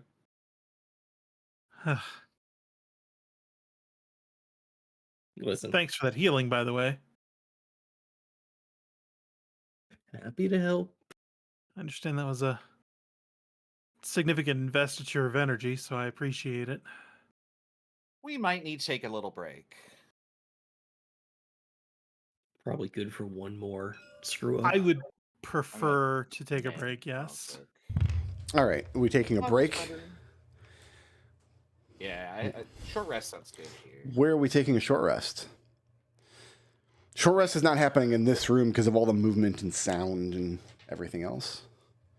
I do want to go back up top, just in case this room decides to become a furnace again while we're... Yeah, I was going to say, we should probably go back. Yeah, we should probably retreat up the ladder. Okay. Just in I here. would say let's rest by where the water comes down. Well, that's the furnace room. Oh, sorry, I was looking at Treble's marker. No, actually, that's fine, too. Cool, refreshing water. This little alcove over here. Giver of life. Not dosha approved. There's no guardrails. That's true. No, there's no guardrails. Am I going to get fined for making a dungeon without guardrails? Go ahead and take the benefits of the short rest. Spend your hit dice if you want to. Absolutely. We get bonus. Genevieve. You get bonus hit dice, or bonuses because of bard stuff. Genevieve, where are you storing the schematic that you took? You just rolled it up and put it in your pack? She's going to roll it up and put it in... I don't know where else she would carry it than her backpack. Okay, don't take the benefits of a short rest yet, then. Genevieve, I need you to make... I'm going to call this a Constitution saving throw. Okay. Let's see here. 10. 10. As you climb up and out of the place, you feel something in your backpack shudder. You're going to take 7 points of fire damage. And then everything you're carrying, your backpack and everything in it is now on fire. Oh, put that out. Putting that out. She'll put that out. Is there anything breakable, fragile, made of paper? Is there anything in your backpack that could be burned or would break if you throw it on the ground and start patting it out violently? Well, fortunately, she's always carrying her journal in her hand, so that's in her hand. Okay. But other than that, I'm going to assume she doesn't have a bedroll with her. There's no need for that. Well, don't make assumptions. What's on your character sheet? What are you carrying? So, thieves' tools, smith's tools, rations, water skin, parchment. Like, I don't know why she'd have this parchment, but if it's there, yeah, that's the big thing is paper. Give me a saving throw for the parchment. Give me 11 or better, or the parchment is burned and unusable. What is the dexterity score of paper? No, it's 11 or better. Yeah, I failed. Yeah, so you get it patted out. The backpack, it's still in one piece, but it's like visibly burned and ruined. And when you open up, she's mending. Inside of it, your parchment's gone, and the schematic that you had rolled up and put in there is just a pile of useless ash. Everything in your backpack is messy and covered in ash. Magically booby trapped, she says. See, Jen, crime doesn't pay. Anti-piracy measure on this dungeon. I would have gotten away with it too if it weren't for these meddling tricks. Okay, so we'll delete paper. I think I was just in awe. Can't believe he went there. Now you can take the benefits of the short rest. Yay. Yeah. Which I imagine Genevieve is spending, like, carefully inventorying her stuff and dumping ash out of the backpack. She's just casting mending and then, yeah, general, like, dusting. Ooh, that's actually really good. Oh, no, that's not how I... 18 minus 14 is not 14. Well, between my own hit die roll and Alister's Song of Rest, I get all of my hit points back now. What's the Song of Rest? A 6? Yep. Yeah. D6. Oh, wait, don't we have good berries too? I didn't bring good berry there. Make sure to roll Kinney's hit die. Yeah, Kenny got NPCs don't have hit kind of dice. wrecked. Oh. Make sure to heal Kinney. With your infinite spell slots that you definitely have. I don't even think Kinney has saving throws. I think I forgot to give her saving throws. You did. That's funny to me. Kenny's never coming with us again. She's an artificer. It's con and intelligence. No, it's neither of those things because it's not on her stat block. No, you're just mean. I mean, you got to abide by the stat block once it's in the... I make all of my monsters abide by their stat block once they're in the... I don't get into the game like, oh man, I should have given that thing Sentinel and then just add Sentinel. No, that's not how it works. The stat block is what it is. Live and die by the stat block. You're going to fix that, right? Alister will ask Kenny if she wants to go home. What's messed up is I had the opportunity to fix it and I didn't because I gave the new NPCs saving throws. I'm like, oh, I forgot to do that with Kenny. Oh, well, I guess I just won't fix Kenny. Kenny will never come back. Yeah, Kenny will not be coming back with us. I'm sorry. You reach the end of your short rest. Oh, I should probably put Kenny over here. I'm not going to say unscathed. You have been mildly scathed. Yeah. What's next? Scathed is a good word for it.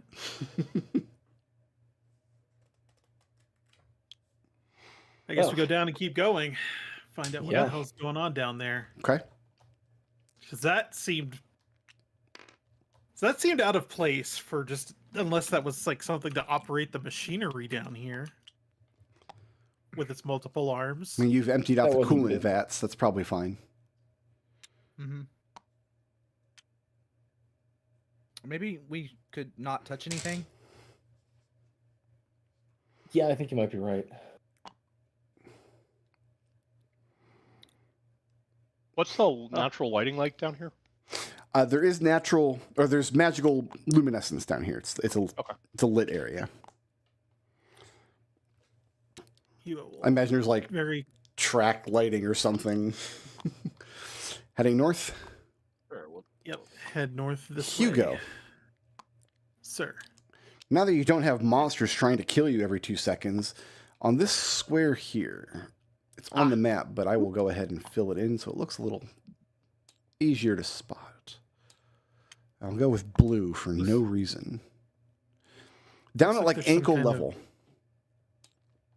there's a hatch in the wall that does not move from that spot because all this wall slats and things are moving around it in this rhythmic motion. There's a circular hatch that has the same kind of catch as the top of those vats did, except there's no glass viewing port in the center of it. I don't like the idea of crawling into that. You probably could just barely crawl into it. What if we send Boswick? Yeah, Genevieve says Boswick's tiny. What if we leave it alone for now? Concur, actually. We can come back to it. Yeah. And continuing north,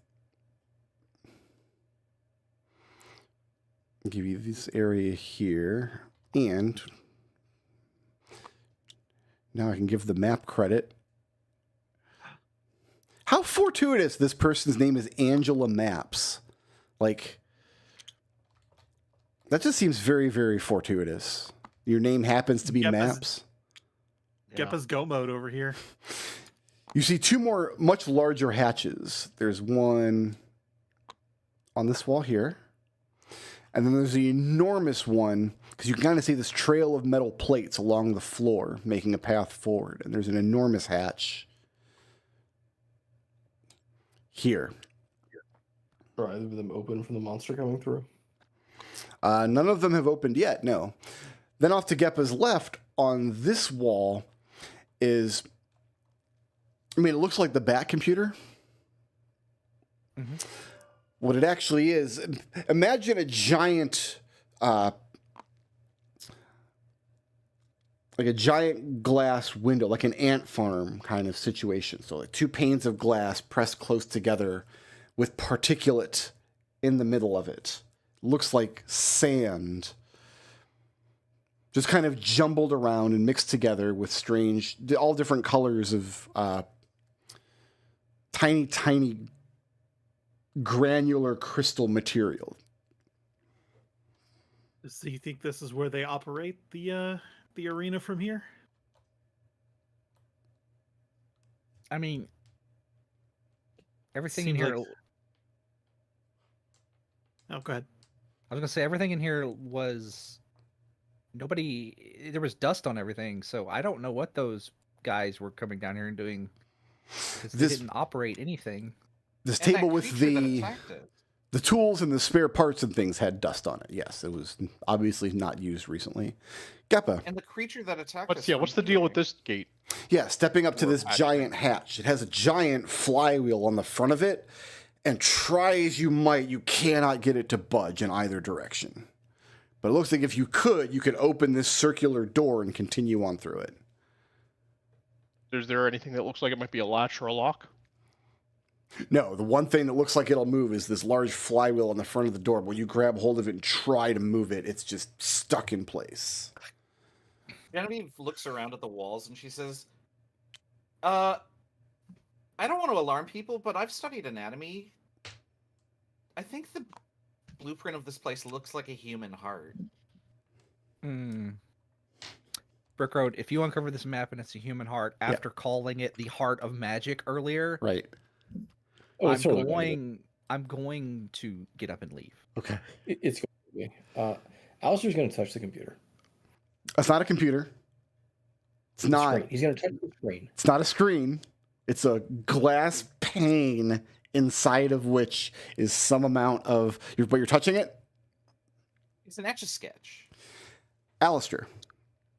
Yeah, Alister's touching it because that's what we do in this group of players. We touch things. Give me a charisma saving throw. Oh, okay. Well, he's the person to do that. Maybe.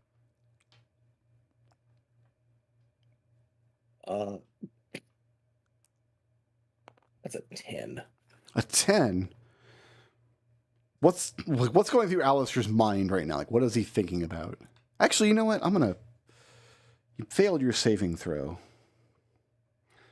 Send me on Discord to my laptop Discord, the one that's not the one that's in the call. The other, I know it's confusing. I've got two Discords.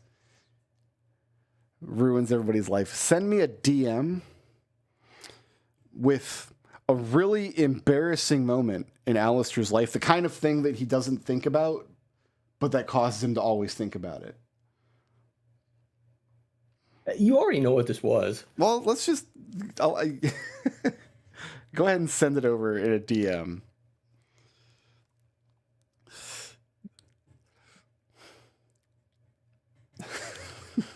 Because, like, that micro penis thing wasn't his fault. He did get thrust over. He did. Treble paying it forward, one campaign at a time.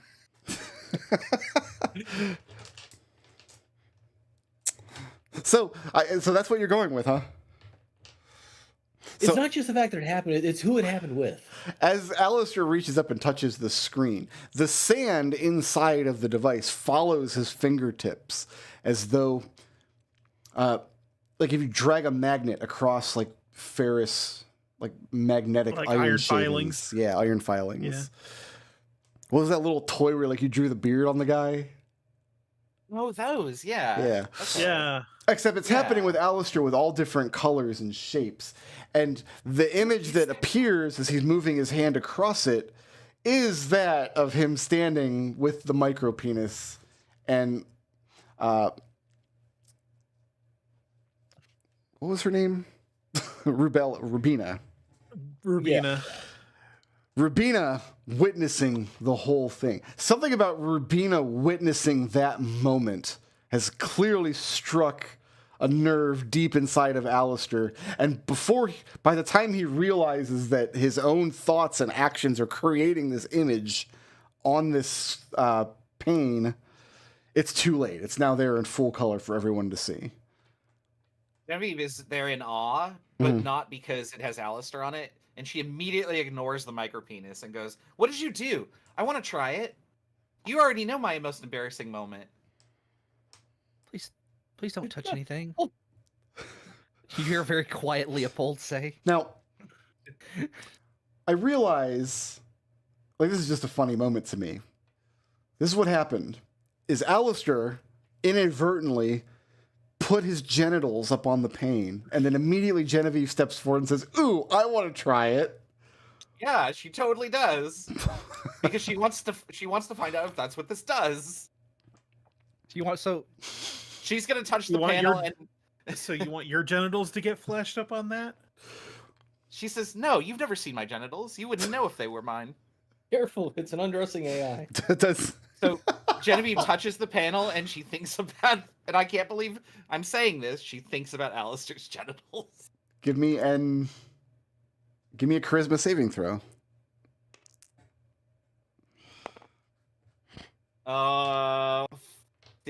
15? 15? Yeah. What do you want Alister's genitals to look like, since that's what you're thinking about? She tries to model it exactly the same way, but like more like with schematics, like a ruler next to it. A robot penis. I don't know. I was fucking propeller. Yeah. Like she doesn't give a shit about it. Like she's not, like she's basically asexual. Like she doesn't find any of it. She wants to know how this works. So this is purely how she's testing. Okay, so she's more invested in the mechanics of the penis. Yeah. As just an appendage. Sure, I get. No, she's more invested in like the device. Right. Like, yeah. But you passed the saving throw, and you said she's thinking about Alister's penis. So now it's on you to describe what she's doing with it. Well, no, that's her test. Is she is actually thinking of Alister's junk. Okay. And so it just whatever appears. Like this is already getting weird. Like these guys are like teenagers. Very weird. Wait. But yeah. It comes in Boswick outside. It comes down to what does Genevieve think Alister's penis looks like? Like how does she imagine it? The scene. She's imagining the same scene. Yeah. Sorry. How's that a good test? Because she's the one doing it, but she's changed it in some way. How has she changed it? Is the question. You pass the charisma save, you get to make that decision. Like an overlay appears like a HUD with a ruler that says "too small" frowny face or like something like that. My God. Okay. Alister, the situation is not improving for you. Alister is crying, and he's telling Genevieve to send Boswick outside to make sure there's not a giant fucking hologram over the stadium. Is Boswick just recording all of it? No, Boswick has the like angry like squint eyes, and he's just running away with like sweat drops flying out of him. Kinney is laughing her ass off. Like this is exactly what Kinney needed in her day because she was starting to freak out. You know, all the damage. And... Wait, seriously. Can we have Boswick go outside to see if there's a giant hologram on the field? Because that's what Alister thinks this is actually doing. This is how you control the field, by imagining what happens and it makes it actually happen up top.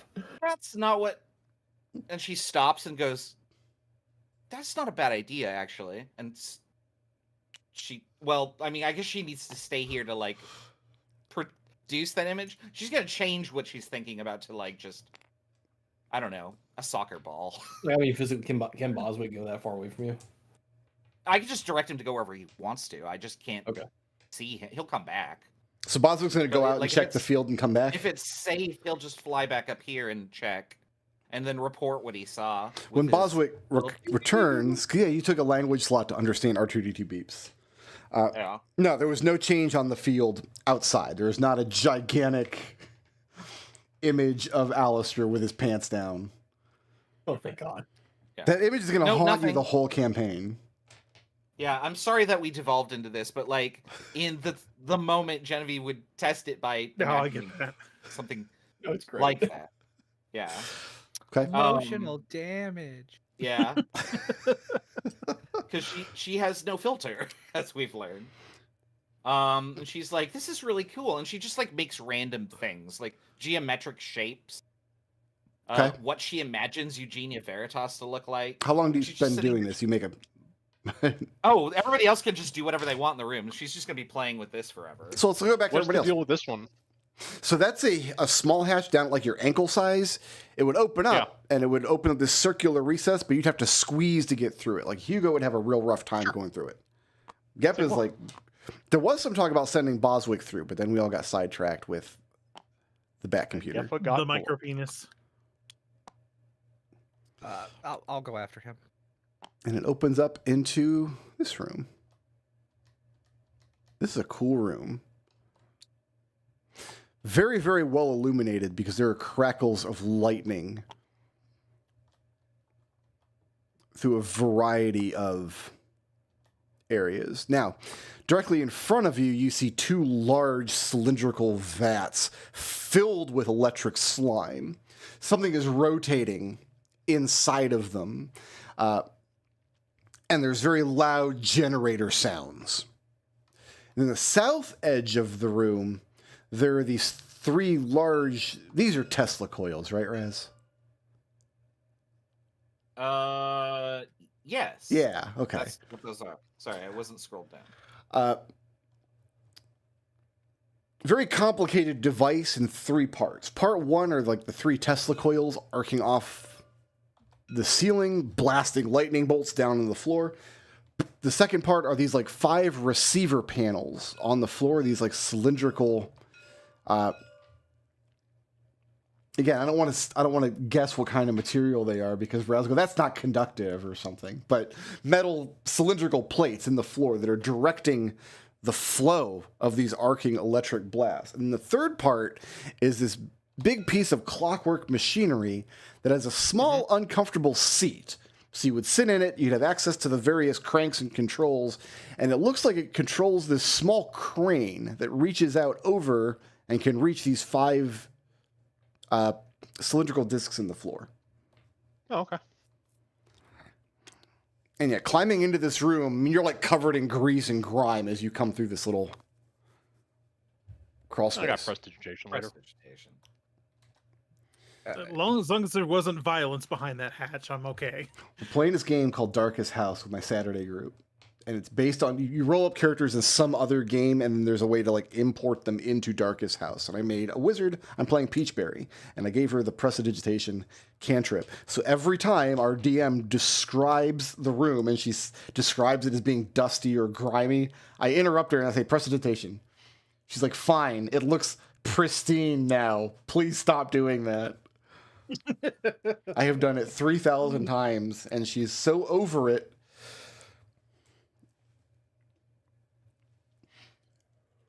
I know, like I said, I know how you die. The people around you just get tired of your shit and they just kill you in your sleep. Well, in that game, I can't die.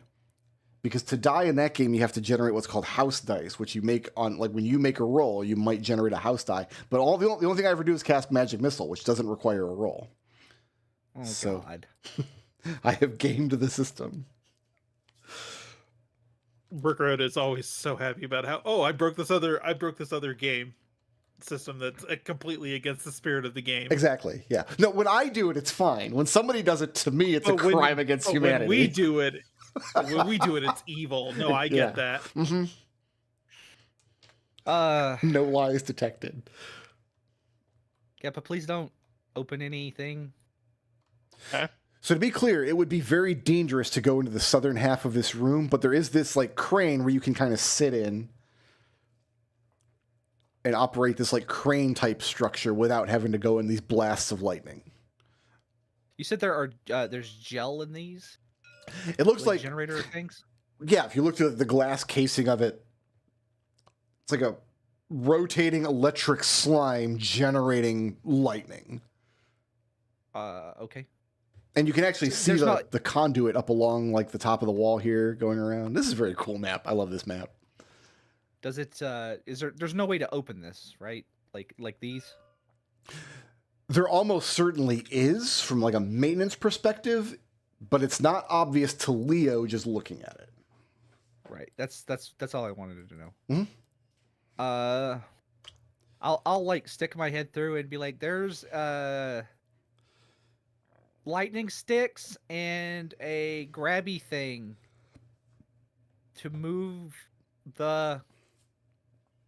Does it look like what does it look like the crane actually moves? It looks like this. Imagine this crane head here. It looks like there's some kind of device on like the edge of it, and then the actual operation of the crane could move it in any of these 5 positions by extending it and rotating it a little bit. It looks like it does something with these cylindrical discs set in the floor that are eating up these electric charges. Jen, we got nerd shit in here. You don't want to do it? Oh man, I should have changed my Genevieve. mode from lightning mode. Are you done playing with the thing now? After a few minutes? Yeah, what did you discover anything about this? Like, why is it here? It makes the pictures of what you're thinking. You can imagine it and you make it happen up on the screen. But that seems like such a weird thing to just have here. It does. That's her conclusion. And when you step away from it, you take a level of exhaustion. Ooh. Just being interfaced with this thing there's a moment of like severe dizziness as you step away, like, whoa, okay. Like, I don't know if you've ever played like a VR game for a long time and take the headset off. Oh, we were just talking about that before the game, actually. Yeah. Yeah, so, Hugo reaches out and catches her, steadies her. Very mentally exhausting, very taxing to be engaged with that device for a long period of time. And you were there for a few minutes. I gotta look up exhaustion. Just like disadvantage on everything. One level of exhaustion is disadvantage on skill and ability checks. Oh, not on attacks? Nope. You need 3 levels of exhaustion to get a disadvantage on attacks and saves. That's not awful. So that took a lot. So that looked like it took a lot out of you, Genevieve. So I don't know if that's associated then with the with the pitch up above. So. But I still don't know why it's here. Yeah, that just raises further questions. How many sections there's 5 of these. How many sections of the pitch are there? How many individual sections of the pitch? Yeah. An open question, because I spent some time trying to figure out how I want to make the pitch dynamic, but I just couldn't get it to work in Tabletop Simulator the way I wanted to. So open question. Unsure at this time. Quadrants? Oh. The map I was showing you, it had 4 different quadrants and then a couple of paths connecting various parts of the quadrants. But whether that's the only configuration or whether there's other ways to do it, I'm not sure yet. I understand. Okay. Yeah, John will come in. You climb in. Wow. This looks awful, she says with a smile. I'll start casting Prestidigitation on Jen. Okay. Leo's standing there completely dirty. Oh, thank you. She's just kind of trying to catch her breath. Little dizzy. What are Hugo and Alister doing on the outside? We just waiting for the nerd shit to happen? A little bit. Hugo's not too keen. Well, Hugo's not too keen on crawling through that thing. Sure. Well, I'm pretty sure those doors are going to open when they do something inside, and we're going to be ambushed. Yeah, I'm kind of keeping watch back toward here because I'm keeping an idea on that. Okay. I guess can Alister go investigate if there's some connection between the computer and the doors, or how the doors might open? So the 2 hatches both have flywheels to open them. Geppa tried this one and it wouldn't move. Nobody's done anything with this one yet. I guess Hugo, you want to try and open, or you want me to? Well, I mean, Geppa's kind of noodly armed, so maybe I'll have better luck with this one. No, Hugo. I mean, Hugo's the beefiest lad in the party, right? Yeah, by far. So Hugo, you get up on this thing, and I mean, you You try to He-Man this fly. It's not budging. It's not going anywhere. Nope. Okay. Let me try this one, then I have an idea. I'm thinking if we draw the door opening on the screen, it might open it. This one will open if you interface with it. I would rather wait until the others are done in there before we proceed further. Okay. So you guys are going to wait for the ambush. That's definitely 100% coming. Yes, but we're not going to be surprised because we're waiting for it. Correct. And so Genevieve is now playing with the 2 generators. Yeah, what do these turbines do? I'm just examining them for now. What do they do? It looks like they generate the lightning arc that goes up along this wall here and then energizes these 3 Tesla coil looking objects. So she follows the power conduit around the wall and says, power source. You rem it out. But why? Yeah. Are there any buttons or things that can be pushed? Give me an intelligence investigation check. I'm gonna let you make this at advantage because of your class. Oh well, because you've got a bunch of. Somehow she's both Dexter and Dee Dee at the same time. Right. A lot. 22. Okay. Geppa and Leo were looking at him and they were asking about whether there was a way to open them. You managed to find a small metal slat in the side of each of these generators on the right-hand side of each one, so you can't access both at once. Right. That you could open, but doing so would be potentially dangerous while the generator is in motion. It's like some kind of maintenance slat.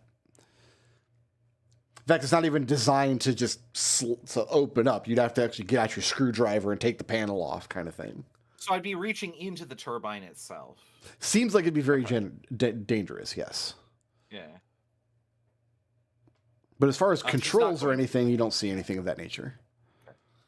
She'll point that out to Geppa. She'll say, hey, is there something like this on the other panel? Don't open it if you see it. Which other panel? The gears, the seat gear? Yeah, she points at like a panel on the side of the structure. Oh. Yeah. Yeah, and after she tells you where to look, you do find a little access panel that would have to be removed. But doing so while the turbine is engaged would be potentially dangerous. I think we have to turn this off somehow, she says. You think maybe it's this? And Leo gets in the chair. Okay. I don't touch anything, but I get in the chair. There's lots of stuff to touch. Hop, what do you see? Lots of things to touch. Can you read them out to me? So I'm going to describe the workings of this, but only Raz is going to understand, is it works the way that the telescope works in blueprints. You've got one crank that rotates the thing side to side and one crank that extends it. Yeah. I played with a telescope. Did you make it that far in blueprints? Yeah. Well, you're playing on Game Pass. You've got to get through like 130 hours of work before it leaves Game Pass. Good luck. If Genevieve thinks it's that simple, she's just going to tell Leo, well, just try shit. Those are the 2 main cranks. Yeah, you've got one horizontal one and one vertical one. And you don't have much field of rotation. You don't have much more than just these 2 squares ahead of you. And you can extend it out by a square or 2. Okay. So I can't retract it all the way out, like where it's not on any of them? You could retract it like back to this square, maybe. Okay. So it's not. I'm going to try and retract it where it's not like interacting with the lightning at all. Okay, you do that. Okay. What does it look like the crane could hold at the end? You'd have to go to the other side of the machine and examine it. Can I? Well, so if it's in the safe area, can Genevieve go and examine that? Okay. I guess she'd be able to be in You can get to that square safely. I mean, this square, it's safe in that you're not taking lightning damage, but like you can feel your hair standing on end as you get this close. The tip of the device looks like it has several different modes of operation to it. Like one is like a very sharp kind of pinpoint. One that looks like a little grabby hand. One is flat and glossy and probably magnetic. And it looks like this can be rotated to engage several different tools at the end of this crane device.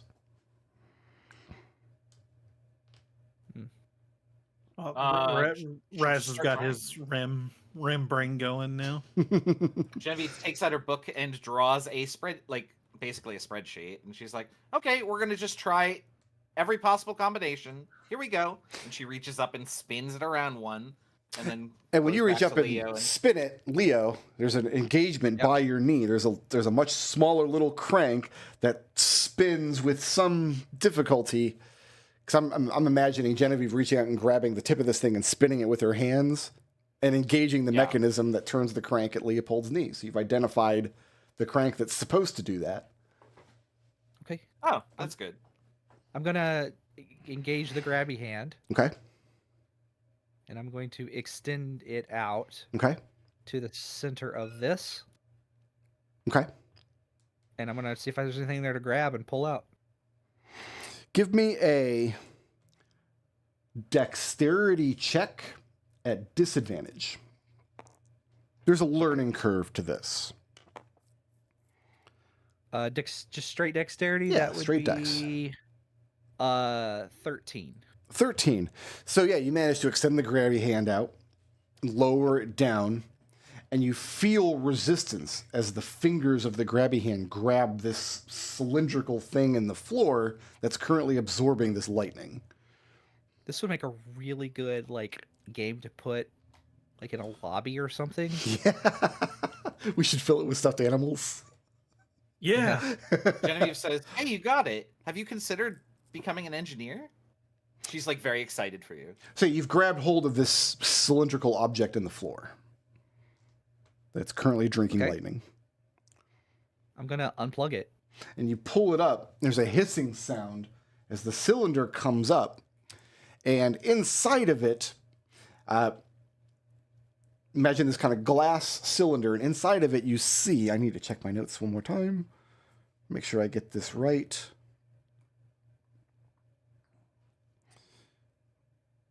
Oh, did I not mark these? Oh, God. Okay, I'm going to have to come up with it on the fly then. No problem. Good luck. No problem. No probalo. No proboscis. Sorry. I thought I notated this. Many confabulations, Elizabeth. The problem is what I'll do is I'll read something out of the book and then be like, oh, I wrote that note down. No, I just read it out of the book. Gotta go back to the original blueprints. No prosciutto. All right, and you are pulling this one up. Is that correct? You've drawn an X on it. You pull it up, and inside of it is a tiny insect creature that is not moving, that you recognize as being one of the Witherbloom mascots.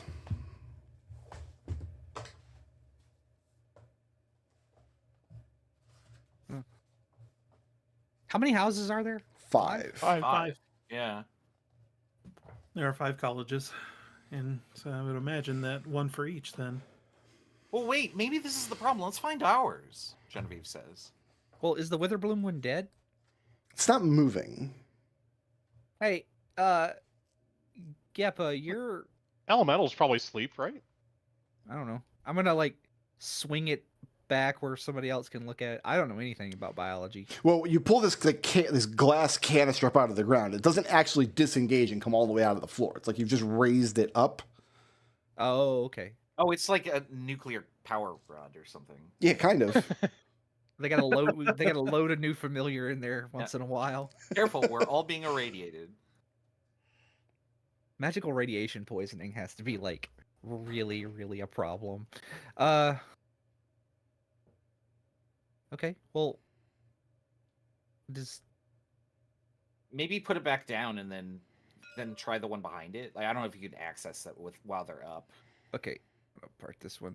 WB.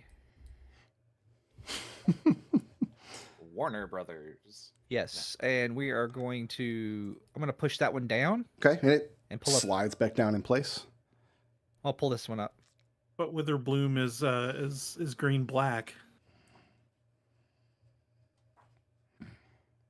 Oh, you. Make sure I know which one is which here. Yes. Okay. Pulling that one back up, you pull out one of the Quandrix mascots, which are these kind of living fractal creatures.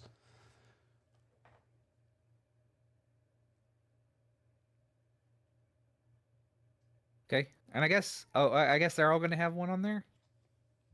And I'll push it back down and then like pull them all up one at a time and then push them back down. Okay, pulling the one closest to you, you pull out the Inkling mascot, which is the Silver Quill mascot. Okay.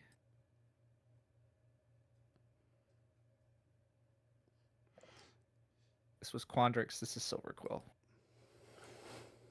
Okay, I'll do this one next. Pull that one out, and it is empty. Ooh. Okay, and then this one? And you pull that one out, and inside is a spirit statue mascot, which is the Darkwood College mascot. I don't like this. Ours is missing. Do you think that's why? Possibly. How do we get one in there then? What would we even put in there? What even? Yeah, what is the mascot for? It's called like an elemental, art right? elemental. It's a little tiny elemental creature. Okay, so we got to go capture an art elemental and stick it in the jar. Often referred to as a living expression.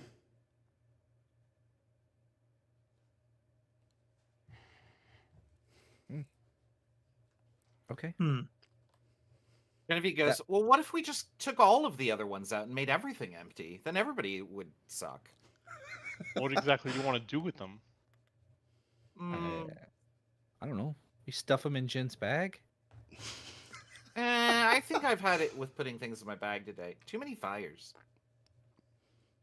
Valid. It's not safe in there, is what I'm saying. Well, yeah, don't put stolen stuff in your bags. I mean, lesson not learned. There's other attachments, right? Yeah. You've only used the grabby hand to kind of pull these cylinders up out of the floor. Okay. You said one of them is a pokey and one of them's a magnet. There's like a pokey, there's like a magnet. And then there's like a brush as well. Like a hard bristled brush. I don't know. None of that screams to me. Try the magnet. Oh, okay. Might be able to like pull it up and out.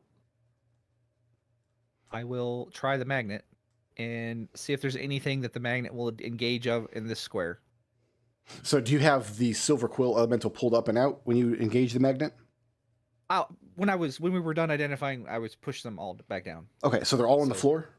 They should all be in the floor, yes. So you turn and engage the magnet, and it causes all of the lightning from the machinery to arc towards the tip of the crane instead of down into the floor like it has been. Does that make it safe to go? Like, if I lift it up, like for example, if I pull it back to this square, does the lightning follow this? It sure does. Oh, I think this makes it safe to engage with these. Well, I do have a spell slot remaining, so she could resist elements, so... Should I? And she'll approach. As long as you don't step into the space where the crane is, you won't get electrocuted, probably. Okay, so she's going to come around and examine the empty one. Okay, and right now it's just a cylindrical disc in the floor. Can she pull it up with her hands? You cannot. You reach down and there's something engaged keeping it locked in place. Oh, shoot, she says. Alister and Hugo. Okay. And Kenny, I guess. Yeah. It's been a few minutes and you guys have not been ambushed yet. Okay. We still just kind of staying put, watching your six. Yeah, we're watching the 6 still, I think. Okay, why don't we then... I really want to see what's behind here. Oh, you can open the door? Do you want to... Would you like to open the door? Alister doesn't want to upset Hugo. You guys did elect Hugo. Every time you guys talk about a leader, you're like, yeah, Hugo's the leader. He's the one in charge. And then you never listen to what he says. And now we're starting to actually value his him. Well, we got to have some authority figure to buck, right? So True. you That's don't fair. want an authority actually. figure whose job it is to make the decisions for what you should do, but you do want an authority figure so you know whose fault it is when it all goes Who wrong. to blame? Exactly. Listen. Yes. You got it. Okay. Why don't we Listen. take a short break? 15 minutes. Go ahead and get your coffee, get your bagel, and we will reconvene. And then Alister will probably open that door. Let's be honest.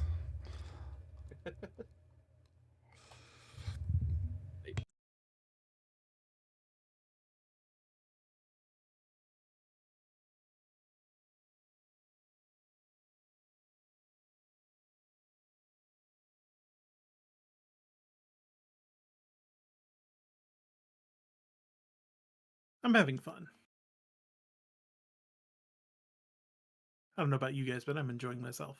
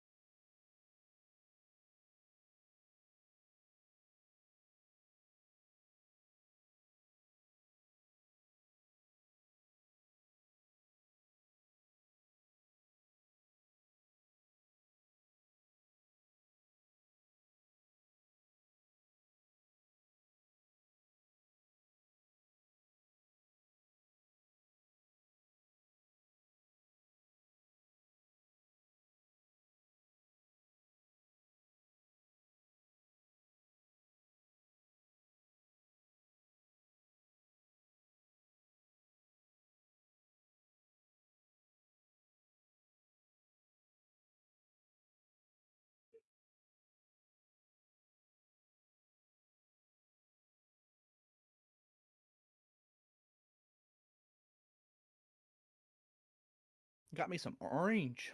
Got me an orange. They were on I sale. had one for breakfast. They were on sale at the grocery store today. Yesterday. Oh yeah. So I got 2 bags. Nice. And this is a very good orange. Sometimes you get them and they don't taste good or bland or whatever. This one's flavorful and delicious. Because it's really hard to get produce that's actually ripe. A lot of it's picked way too early and sits in a truck for way too long.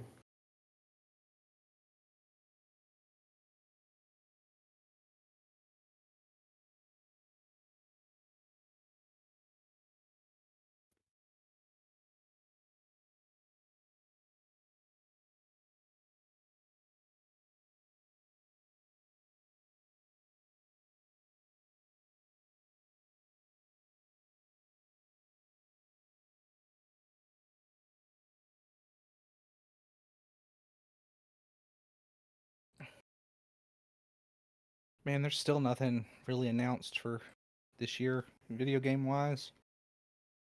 Yeah, I'm waiting to see when they're going to release Dragon Quest 1 and 2. I mean, that is coming out this year, but I think they actually had an announcement date for that. I haven't seen one. At least Steam's not showing a date yet.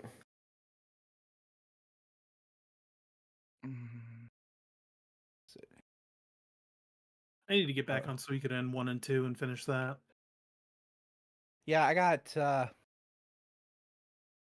I burnt through the first game and then got bogged down farming for runes in the second. Double beats. Yeah. You guys need to play Expedition 33. I'll get it eventually. I may or may not.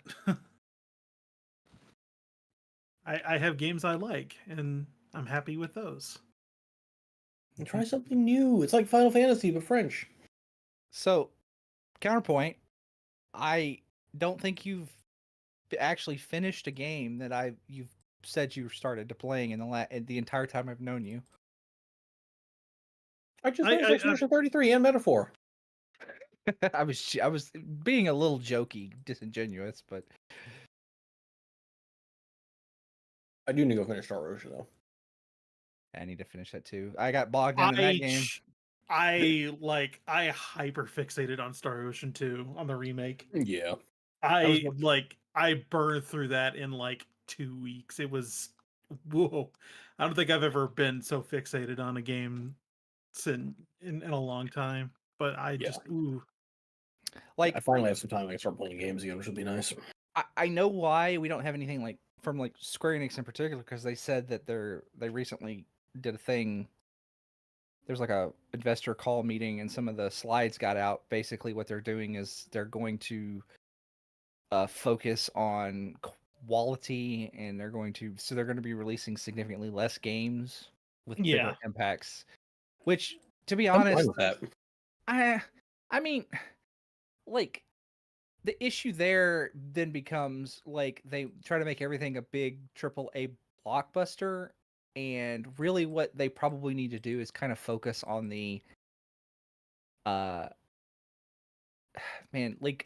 we just need a Final Fantasy game that's a AA, somewhere in there, Yeah, they need to focus on their core IP and just make good games. Something along the budget and scope of the 33 game. Yeah, we don't need $1 billion games. I think we have substantial proof at this point. You don't need $1 billion to make a really good game. Yeah. Trials of Mana I really enjoyed. I would love to see more games like that. Trials of Mana is a really good example of what I'm talking about. Even though they shit canned everybody after before that game even came out. And then you have Visions of Mana, which was killed. Was it Visions of Mana? Well, Visions of Mana came out the same day it was released. They shut down the studio. Right. Which one's Trials of Mana is the Trials second to Trials 3. Yeah. Visions of Mana is the the game that just came out and there was absolutely no fanfare to it. Absolutely nothing. Yeah. But everybody it did actually really well. it did really well, and it reviewed well, and it's Yeah, from like what no I've one said heard, it's a like, terrible game. it's like apparently really good. But like that's is like the perfect like game space, I think, where probably most JRPGs should sit. Well, and my issue with Visions is like, I'm not going to pay $60 for a game that I know is going to have bugs and issues that are never going to be fixed because they shut down the studio. I mean, they have other groups. Usually, a different group goes in and fixes the bugs in Square Enix games. So, like, they did the remasters for Chrono Trigger. It wasn't the team that did the Chrono Trigger port that fixed everything. It was another team. Yeah. So they have a different team. That's actually fairly common. They did that with Bethesda did that with Fallout 76. Here's my counter offer. Any development for it. If you have a development studio that made a game that made you money, don't fire them. Well, they fired them before they knew if they made them money. Well, okay. So they got you there. Yeah, you could afford another month's salary, for fuck's sake. If you have a development studio that made a game, don't fire them. At least not until you see the game flops. I will never understand that about the video game industry, like, because this isn't a new development. I mean, game development studio has been working under the people were complaining about this back in the 90s. Like, a development studio will make a game and then immediately get pink slips. So, yep. The 90s were a little different. No, the 90s were exactly the same in every way. Well, the thing is, writing games in assembly is fucking hard. So, like, you also obfuscated your talent so they wouldn't get poached.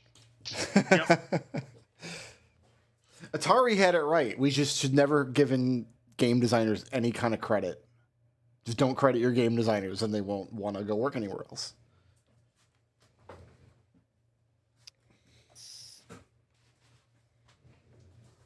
But yeah, no, I do think like something like Final Fantasy should be like squarely kind of in that like the price and effort range that Obscure 33 kind of was that the name of it? It's Obscure 33. Yeah, obscure.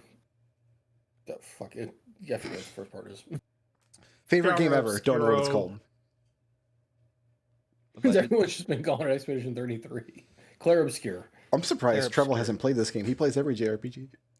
I know this is the thing. It's $50, and it's better quality than I think pretty much every AAA game that's been out at least in the last year or so, and a lot of the non-AAA games. Like, my roommate's playing it right now. He seems to like it. But like, it's really good. Even like Metaphor, I wouldn't call a AAA title. Yeah, I would call that firmly in kind of like the AA territory. I don't know. I mean, Metaphor is amazingly polished. It is amazing. That does so. It is, AAA does not. AAA does not necessarily denote a level of polish. It denotes a level of budget. What was Metaphor's budget? Not $1 billion. You don't think so? Well, not $1 billion. No. Well, what game has $1 billion budget? Call of Duty. Final Fantasy 14. Metaphor did not. Let's see. Have the same. Wow. It had a lower budget than Persona 5. I know that, but I don't know. Okay, that seems exact. I don't think they plan on Metaphor being successful. Well, yeah, the second time you make the exact same game, it's going to be a little cheaper on all fronts. You've already made the game once. Call of Duty. Call of Duty. Call of Duty. A typical Call of Duty game has a $1 billion. Most like big budget Hollywood movies don't have $1 billion budget. Yeah, it's like half marketing. Yeah, it's half marketing. They spend, but still $500 million is a lot. Also, Call of Duty is like, I only know a few people who play Call of Duty and they all hate it, and none of them will ever stop playing it. It has, I don't know if that's typical of Call of Duty players or just the ones I know, but they play it and they hate it. It's just a weird thing. I don't think the games look very fun. I've never wanted to play a Call of Duty game. Right. Like, listen, I did my FPS Those are the people who game, actually talk to you about Call of Duty. But a lot of people just buy it and don't consume it completely uncritically. Yeah. That's why it makes so much money. Yeah, my FPS days were like Doom and Quake and Team Fortress, so those were the good old days. The new Doom looks cool. The new Doom is actually pretty good. I would like to play it. Yep. Yeah, my FPS days are long behind me, and that's like the heyday of TF2. Mm-hmm. Does Portal count as an FPS? When you and I play it, yeah. I mean, do I lose my gamer cred if I like my FPS day was Metroid Prime 1? No. No. I just remember on stream one time trying to play Half-Life 2, and there was a couple people in my chat who were like losing their minds because I wasn't like clicking with Half-Life, like the best game ever made, and Brickroad just doesn't like it. I will die on the hill that Half-Life 2 is definitely one of those games that you had. It's a little bit like you had to be there Seinfeld. Kind of a deal. It's a little bit like Seinfeld, whereas like it's good and it's good and it still holds up, but ever since then they saw what worked in that game and people have done it more polished because they had that to build off of. Right. It is iterated. Yeah. Yeah. Like people, it's like Final Fantasy VII has, like the original Final Fantasy VII has a little bit of that. The comment that I made was like, everything that this game's doing was done better in BioShock, and that made people lose their minds. If you said System Shock 2, though. No, I said BioShock. All right. It's kind of like reading the Wheel of Time series when it first came out versus now after we've had Game of Thrones and all these other good fantasy series come out. Now, I think they came out. They started about the same time. The corollary to that would be something like Ocarina of Time, a game that was so good when it came out, and nobody has improved on the formula since. They've only repeated the formula. Formula hasn't got better. Ocarina of Time is still the best game ever made. I mean, I'd say Link to the Past, but otherwise I think you're right. The Link to the Past is a different formula entirely. Yeah, no, that's what I mean. Like, I think you're right, but I would use Link to the Past. We're both right. They're both the best game ever made. Yeah. I think the closest you get to a better Link to the Past is fucking Link Between Worlds. And it's more different than better. Do we have everybody back? Or are we still waiting on anybody? Raz. I need a second to clean up here. Yeah, go ahead. I feel that way about Super Mario 64. Mm-hmm. Yeah, that's probably fair. Like legitimately. Skillissue.gif. What's funny is for a while we got all these people who were talking about, Mario 64 is fine, but it's like a dated game. If you didn't play it back in the day, you're not going to. But now we have this entire generation of people playing N64 games for the first time on hardware that they got at like the retro game convention. So you've got this army of this 20-year-old kids playing Mario 64 and being like, oh, you know, it's badass. Like they nailed it. Same thing with Mario Kart 64. That's got less to do. That's really got less to do with like. That's not really necessarily like to say that Mario Kart 64 is the pinnacle of those mechanics. That's really got more to do with the fact that every game they just add new like stupid bullshit gimmicks and fucking blue shells. There is a Mario Kart 64 decomp project now. Yep. Which is very exciting. I would love to play. Well, it's done. They've decomped it. They've done decomping. My understanding is it's not playable yet. Like they don't have it in a playable state where I can just download it and install it the way you can with like Ship. You can, but it's not so that any of the games that have been fully decomped, you can get them into an EXE state. The thing comparing it to Ship is like comparing installing a game through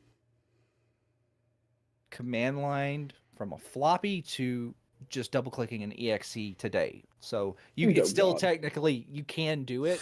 All right. And I have decomped some of these. I have run the EXE decomp. So it's the question is like, are they going to go further and turn it into a project like Ship?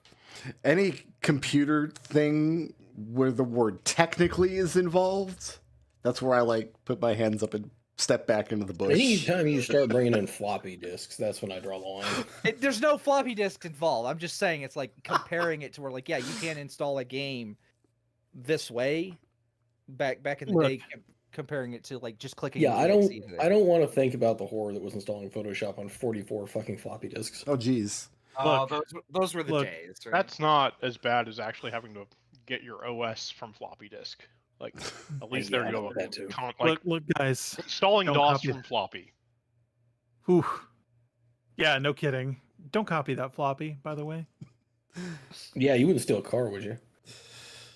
I mean, if the car was digital, if the car just reproduced itself when I stole it, yeah, probably. Yeah. Who gets hurt? By the time I had a computer at home, we got all our games on CD. My first computer, I had like Warcraft 2 and Lemmings on CD. So I didn't. You had a computer with BASIC. You had a computer before CDs. That's right.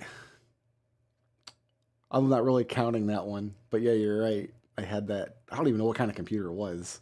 Didn't it have like Zork or something? It had those the big, actually floppy floppies. Yeah, the big 5.5. Oh, the 5 and a 5 and a quarter. Yeah. Don't copy that floppy was an anti-copyright infringement campaign beginning in 1992. That's right. That computer I had did not have a hard drive. You had to boot it from disk. Crazy. The video campaign starring M.E. Hart as MC Double Def DP. To put this in perspective, Nice. when I had that computer, Chris was like installing Daggerfall on his. He had like a real computer. It was like a 486 at that time. Yeah. I do remember going to a friend's house who had an actual computer, and in the settings for one of the games we were playing, it would alert you if you have a slow computer (parentheses 6 megahertz or less). And I'm just like, oh my god. All right. I think we have everybody back now. We've really come a long way, haven't we? Yeah. I don't know. I think computers are just worse now than they were in 1998. Just across the Demonstrably board. They false. certainly cause more problems. They're better, but I just wanna they're point something worse out. because they're better. Yeah. Yeah. I feel the need to point something out First world before we resume. problems. Before we resume. So in Discord, McDohl posted a tweet thing, whatever we're calling Blue Sky. It takes all my willpower to turn down any swindler or devil in my D&D game because I'm in a party with a lot of other players, and it would be me indulging and affecting the game with my whims, and it wouldn't be proper. But also, I want to put my hand in the bear trap so bad. To which McDohl captions this, I don't like being called out. So I would like to dedicate today's shenanigans to McDohl. I will say, 90% of the time when I put an obvious bear trap in the game, nobody goes for it. Can't get a bite. I think it's because we all know it's We a bear invent our trap, own and bear we don't want to be traps. that guy. It can't be too obvious because then we'll know it's a bear trap. If you dress it up a little, then maybe you get a bite. Yeah, if you put the demon lord in hot leather pants, McDohl will bite every time. Yeah, absolutely. Yes, so will Raz. Okay. So you're in here playing with the crane. These guys are back here. Alister was debating whether or not to open this other door. And every time he goes near it, Hugo just gives him a disapproving look. Yes. Just a peek, Hugo. I'd rather not have them. Would you rather be dealing with this while something insane is happening in the other room? Fine. Guys, hurry up. We got a door that needs to be opened. Yeah. So You think we should go to We're the busy. other... There's insane things going on in here. I think we should go look in the other room and see if maybe there's like I don't know, like spare mascots. Yeah, I think Kenny Like is in a like totally closet or Team something? Hugo at this point. Yeah, like do they keep them in a closet? Maybe there's a mascot closet somewhere. I mean, that's not a bad idea, but like, we need a container to put it in. Can we get the? Genevieve wants to try and get this out of here by lifting it up and then like activating some other mode. Or at least, like, Genevieve, have it give up. me a intelligence tinker tools check. Oh, if only I wasn't tired. Oh, that's still really good. 23. 23. The grabby hand at the end of the crane latched onto the cylinder and dragged it out, but that doesn't necessarily mean you have to use the crane. It could have like a grabby arm, so it's like a handheld version of the same tool would do the same job. Maybe such a tool exists. Do I see one in this room? There's not one in this room, no. And there wasn't one back out on the dust-covered tool bench outside. Genevieve's going to point at the crane tip's grabby hand, and she's going to say, maybe there's like a handheld version of this. Let's go look for that. Everybody see what we're looking for? Yes. Okay. And she'll crawl back out. You get dirty again. That's fine. It's a Geppa will clean her out. greasy tunnel. Yeah. I can prestidigitation. Alister will use a minor illusion to make you look clean, but you're still dirty. Oh, how thoughtful. That's funny. Minor So is illusions don't move. It's so- everything It's all as square. superficial as you are, Alister. I love it. Everything all squared away in there. Well, we don't know. So we're looking for like a tool that might be like a grabby sort of hand on like a claw. Okay. I'll I'll keep an eye just- out. I'll describe the it look to Hugo that it just this is also like recap. There's 5 slots in here, and there's 4 of the other 4 schools. The other 4 colleges have. But Prismaris is missing, it would seem. But yeah, so that might be why everything is jacked up for us. So Could be. maybe we need to find where they keep the jars of familiars. Yeah. There's a door up here that's unlocked. The other one's locked. Yeah. Oh, let's go all right. look inside. Yeah. Hugo will step over and Spinning the flywheel. turning the wheel. Yep. Alister is expecting to be attacked. You are disappointed because you were not attacked. But Treble is satisfied because it is a giant heart. Hugo, Yeah. looking into this room, there are, once again, the floors and the walls here are made with these slat panels that have this rhythmic movement to them. Along the north wall, you see 3 large vats. You can't see what's inside of them. They're a few feet up off the ground. And on the front of each one has what looks like a hastily scrawled, a handwritten note attached to each one of the 3. Sitting here on this one mat is machinery that looks decidedly out of place. And then perched atop it is inert, a second one of these multi-limbed, kind of spindly spider creatures. But it's not moving. It just looks like a pile of limbs. It doesn't look damaged. It's just not currently moving. Hugo has his axe at the ready when he sees that thing, and then he'll tense for a moment and then calm down. He says, "Okay, I don't think it's moving right now, but be careful when you come in here, everyone." Disassemble it. I mean, I could try to, but it might come to life if I'm working on it. Take the arms off first. Hugo very, very warily approaches it. Okay, and the machinery it's sitting on are these like 3 cylindrical tanks, the kind of the shape and bulk of maybe like an oxygen tank, like you would wear if you're going scuba diving. And there's some kind of casing set on the floor here, but these tanks and the tubings coming off of them are not connected to any of the machinery in the room. There's a tube running from each of the tanks, in and out, in and out, in and out, and then kind of dropped into this vat.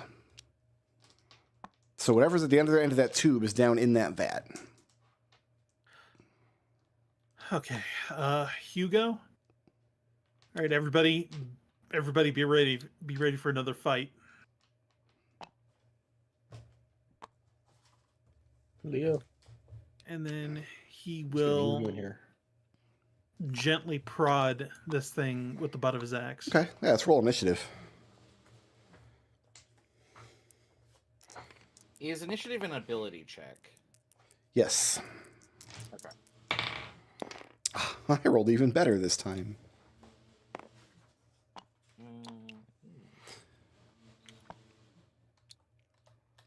Splat. There's no blue this time. We're on 24? No, 22. Go. And there's Still first. You might as well have rolled a 30. Hugo, when you prod the thing, understandably it comes to life. And it will look to defend itself just as soon as I write down how many hit points it has. There we go. 1. 3. Again, you hear this sound like an industrial fan kicking on as the front face thing starts spinning faster and faster and faster. And because Hugo's standing there and no one else is, let's just give all 5 hits to Hugo. Don't like that. I've got a 10 to hit. Nah. I have a 12 to hit. Nah. I have a 21. Yeah. A 23. Yeah. And a 23. Goodness. I'll silvery bars one of those 23s and give Leo advantage. Okay. Ooh, it's going to turn into a 1, so it's going to take away one of the hits. So Thank you, sir. 2 slaps to Hugo. So we're going to look at 3 points of bludgeoning damage.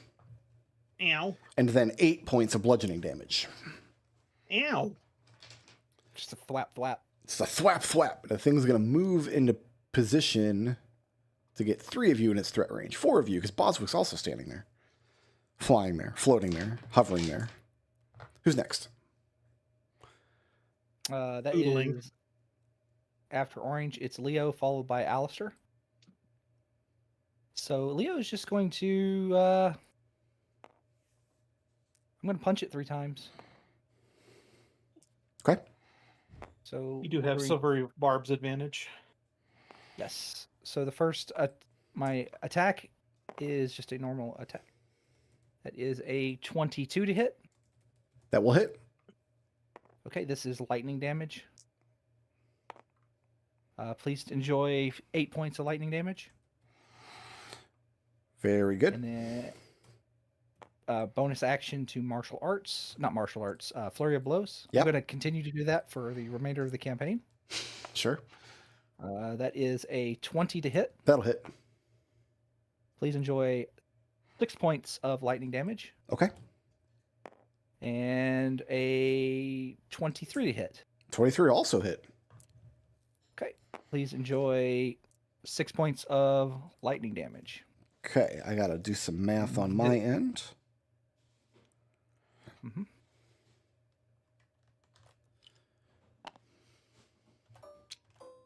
That causes 2 of its little fan blades to flop off. One into Leo's square, one into Hugo's square.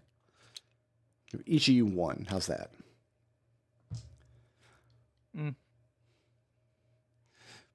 It's Leo, moving or staying put? Well, I was going to move, Mm-hmm. but no, I'm not. No, you're not. You're going to stay put there, okay? Well, actually, there's one in there's. Ooh, lag all of a sudden.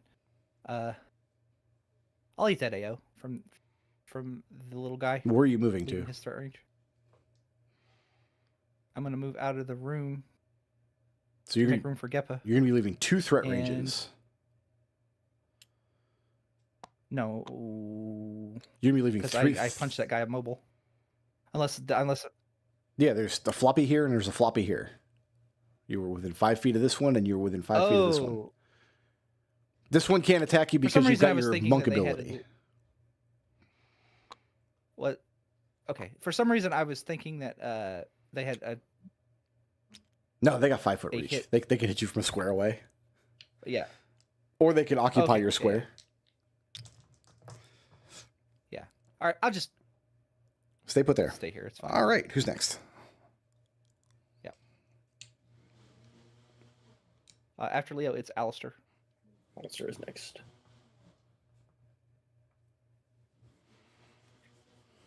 You know, you would think that with 5 arms, this thing would be good at hand jobs, but they're so weak. They're not arms, they're like fan 14. blades. That's the hand job, more like fan job. That's also acceptable.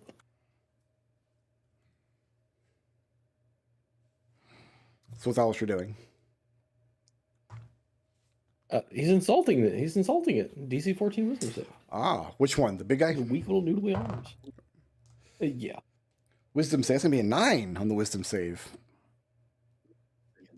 Fail.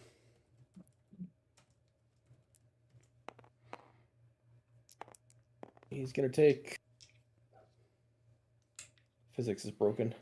Looks like our tabletop's crashing. I don't know what's going on. 1 point of psychic damage. Okay. And he has disadvantage. And it is bloodied. That 1 point bloodied it. Is Alister moving or staying put? Alister's going to use a bonus action to give Kenny a Bardic Inspiration dice. Okay. Who's next? Looks like Kenny. After Alister, it's Kenny followed by Geppa. Kenny is going to use her Bardic Inspiration dice to shoot the big guy.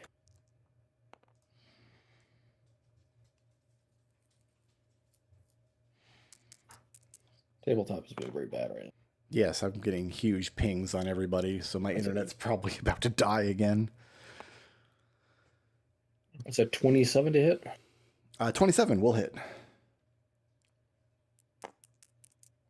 Okay, so the big guy takes 12 points of magical